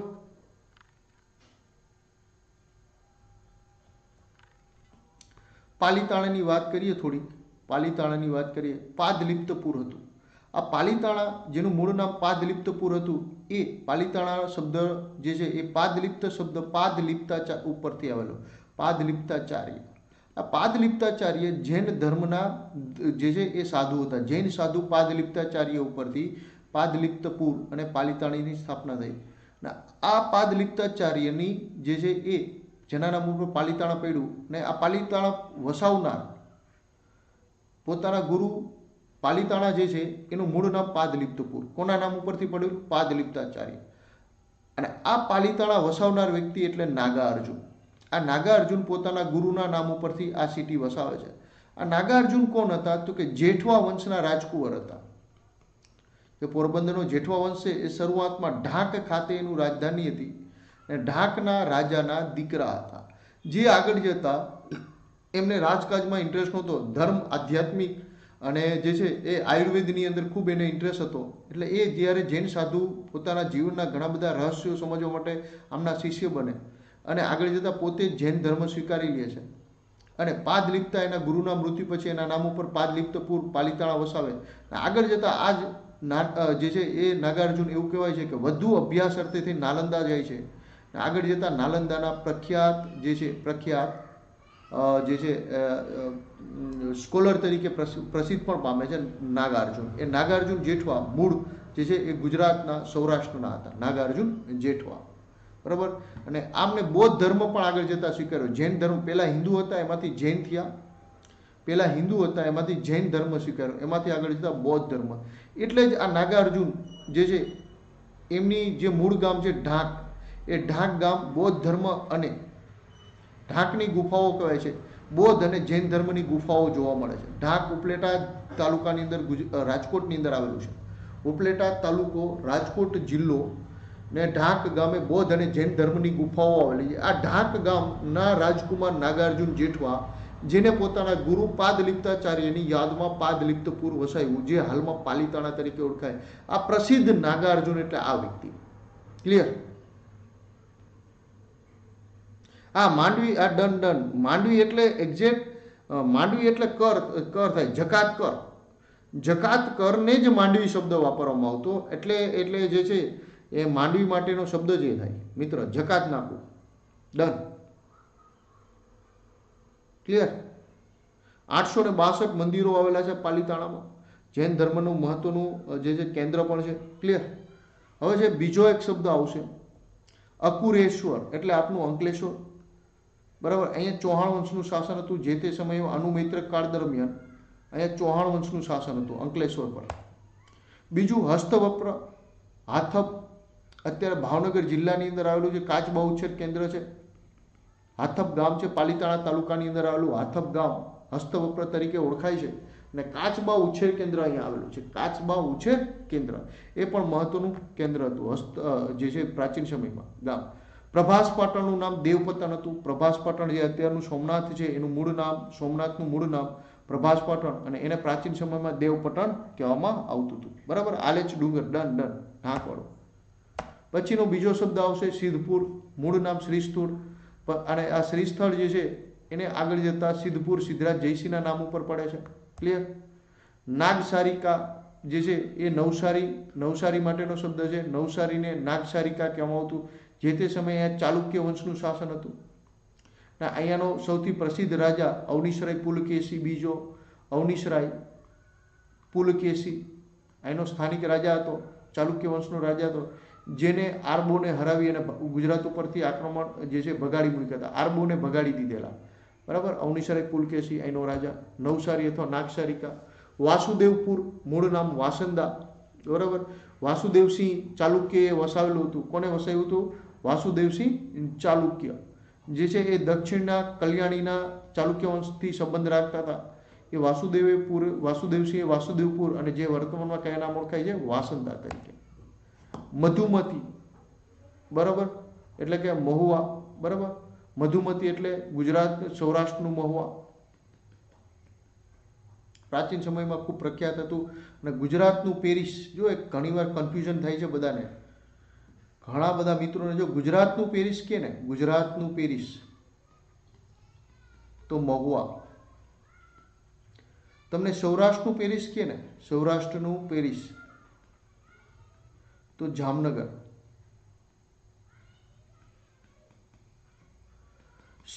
સૌરાષ્ટ્રનું જયપુર તો મોરબી. આ યાદ રાખજો. ક્લિયર? વઢવાણ, વર્ધમાનપુર, વર્ધમાન સ્વામીના નામ ઉપરથી વસાવેલું છે. વઢવાણ અત્યારનું આપનું જે છે એ ખાસ કરીને સુરેનગરની અંદર આવેલું છે. વઢવાણ, જ્યાં રાણક દેવીની જે છે મંદિર પણ છે. આપણે રાણક દેવીની વાત કરીશું. વડોદરાનું નામ વટપદ્રક, અને વડોદરાની નજીક આવેલું અકોટાનું નામ શું હતું? જે કે અર્કપદ્રક. બરાબર. વડોદરા, વટપદ્રક, અકોટા, અર્કપદ્રક. સુરતનું નામ સૂર્યપુર. હિંમતનગરનું નામ અહેમદનગર હતું જૂનું. અહમદ શાહે વસાવેલું હતું 1426માં. બરાબર. પરંતુ ઈડરના રાજા પ્રતાપસિંહે પોતાના પુત્ર અને આગળ જતાના ઈડરના રાજા હિંમતસિંહ, બરાબર, પ્રતાપસિંહે પોતાના દીકરા હિંમતસિંહના નામ ઉપર આ જગ્યાનું નામ હિંમતનગર રાખી દીધું, બરાબર. ઈડરના રાઠોડ રાજા અને 1426માં આ સિટીને અહમદનગર અહમદ શાહ પહેલાએ વસાવેલું હતું. ગુજરાતનો સલ્તનતનો બાદશાહ અહમદ શાહ પહેલાએ વસાવેલું હતું, બરાબર. પાલનપુર પ્રહલાદનપુર આપણે ચર્ચા થઈ ગઈ. પ્રહલાદન દેવે વસાવેલું હતું. પ્રહલાદન દેવ પરમારે વસાવેલું, જેનો આપણો ઉલ્લેખ કેમાં જોવા મળે છે? આબુરાસમાં. અને એ આગળ જતા પાલનપુર શબ્દ પડી જાય છે. ક્લિયર. પછી કડી કલોલ વાળું કડી એટલે જૂનું કતીપુર, બરાબર. પછી વિસલનગર અને આ વિસનગર વસાવનાર વિસળદેવ વાઘેલા નહીં, વિસળદેવ ચૌહાણ હતા. ચૌહાણ વંશના વિસળદેવે આ વિસનગર વસાવેલું છે, બરાબર.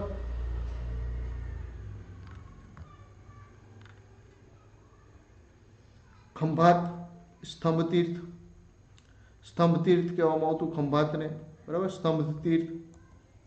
કપડવંજ મહત્વનું વેપારિક મથક હતું ભાઈ.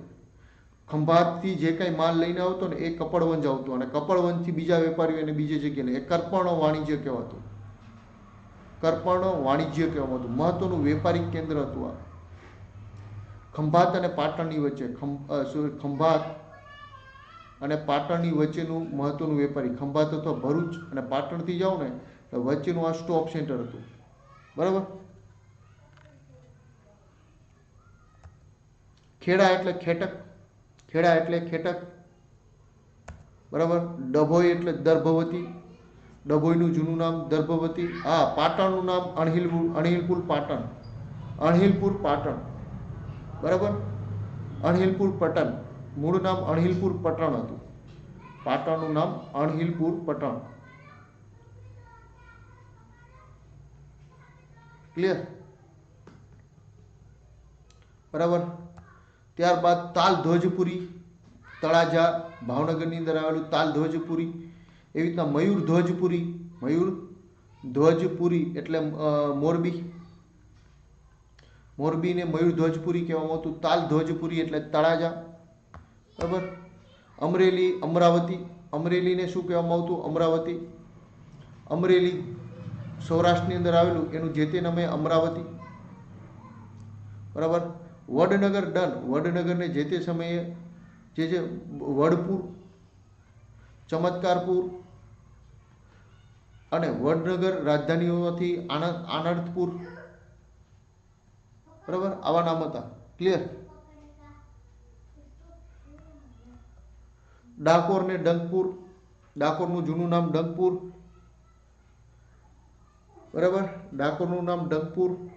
ભદ્રેસરનું નામ ભદ્રાવતી. ભદ્રેસર કચ્છની અંદર આવેલું છે અને મહત્વનું વેપારી હતું અને જૈન ધર્મનું કેન્દ્ર પણ હતું ભદ્રેસર. ક્લિયર. ત્યાર પછી હળવદ, જેનું નામ હળવદનું નામ હલભદ્ર હતું, બરાબર. આ તમે યાદ રાખજો. અને 6:30 લેક્ચર છે આપણો, બેક ટુ બેક. આ જ જગ્યાએ બીજી લિંક મૂકી દીધી છે, ટેલિગ્રામ ચેનલ બધી જગ્યાએ મૂકી દીધી. આ જ ચેનલ ઉપર બીજું લેક્ચર પણ છે. આના પછી 6:30 વચ્ચે ગેપ આપું છું તમને, બરાબર. હા, ચમત્કારપુર છે તે આપણે ત્યાંથી એક ચમત્કારી પુરુષ આવ્યો ને એટલે નામ પડી ગયું ચમત્કારપુર. ક્લિયર. પછી દાહોદને દધીપદ્ર કહેવામાં આવતું. દાહોદ દધીપદ્ર, હળવદ હલપદ્ર. ધોળકા ધવલક નગરી. વાઘેલા વંશના મૂળ પુરુષ ધવલ છે એમને વસાવી હતું એટલે ધવલક નગરી. ધોળકા, બરાબર. ગણદેવીનું જૂનું નામ ગુણપદિકા, ગણદેવી માટે, બરાબર. મોડાસાની વાત થઈ ગઈ આપણે. સંગમ ખેટક એટલે સંખેડા, આપણે જે લાકડાના માટે પ્રખ્યાત છે, બરાબર. આપણે લાકડાના ફર્નિચર માટે પ્રખ્યાત સંખેડા સંગમ ખેટક તરીકે ઓળખાતું પેલા, બરાબર. સંગમ ખેટક એટલે ખેડા અને સંગમ ખેટક એટલે સંખેડા. પછી એવી રીતના નાંદોદને નાંદીપુરી. નાંદોદ માટે કયો શબ્દ હતો મિત્રો? નાંદોદ માટે નાંદીપુરી. નાંદોદ એટલે ક્યાં આવેલું છે? નર્મદા જિલ્લામાં. ક્લિયર. ગોધરા માટે ગોધદ્રક. ગોદ્રહક અથવા ગોહદ્રક, બરાબર, ગોધરા માટેનો શબ્દ છે. અને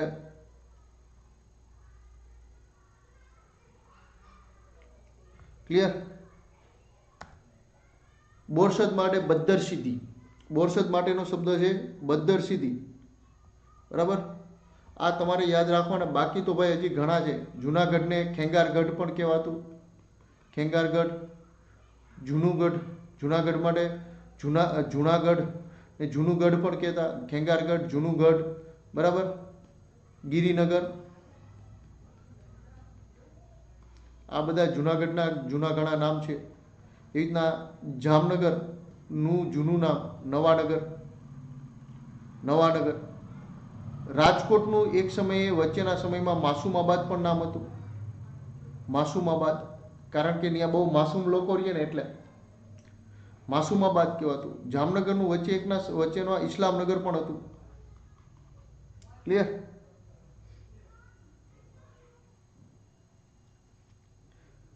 ક્લિયર. હા, બનાસ નદી ને પરણાસા નદી, આ ડન.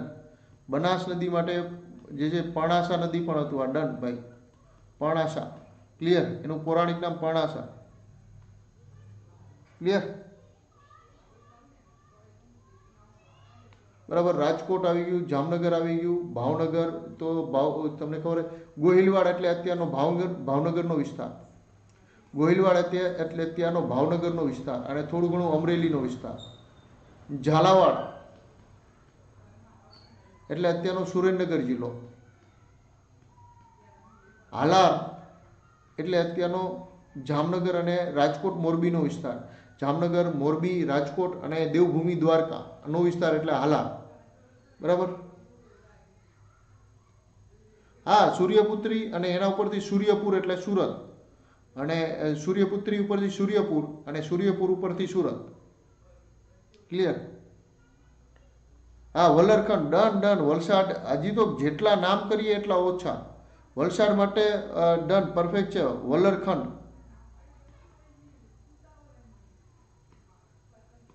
બરાબર. વલરખંડ તીર્થ, ડન ડન.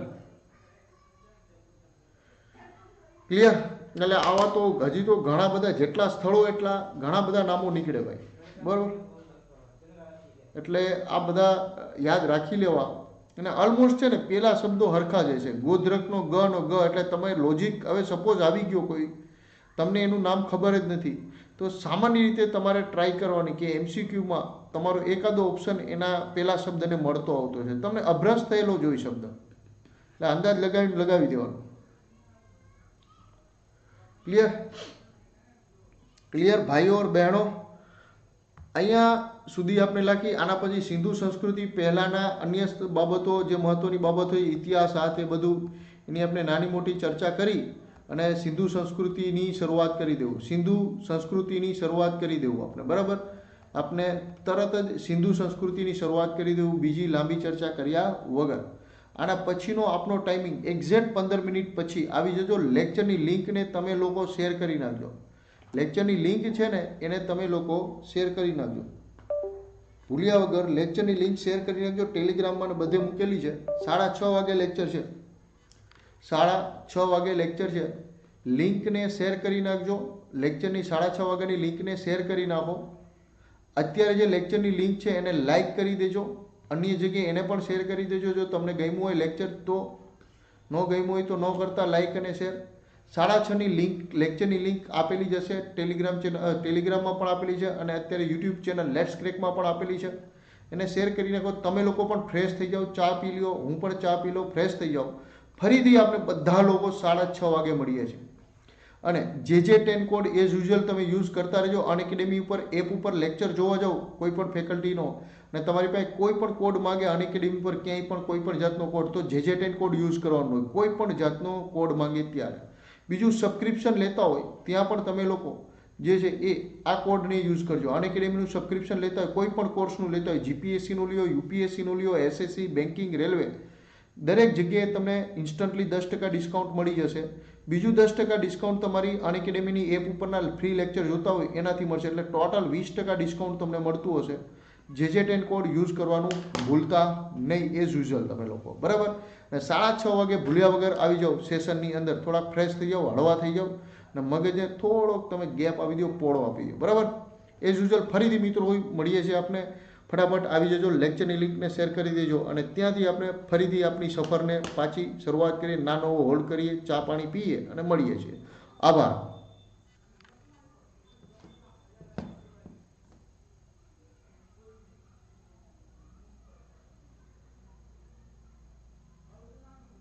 નીતિનભાઈ તમારું સોલ્વ કરી દઉં.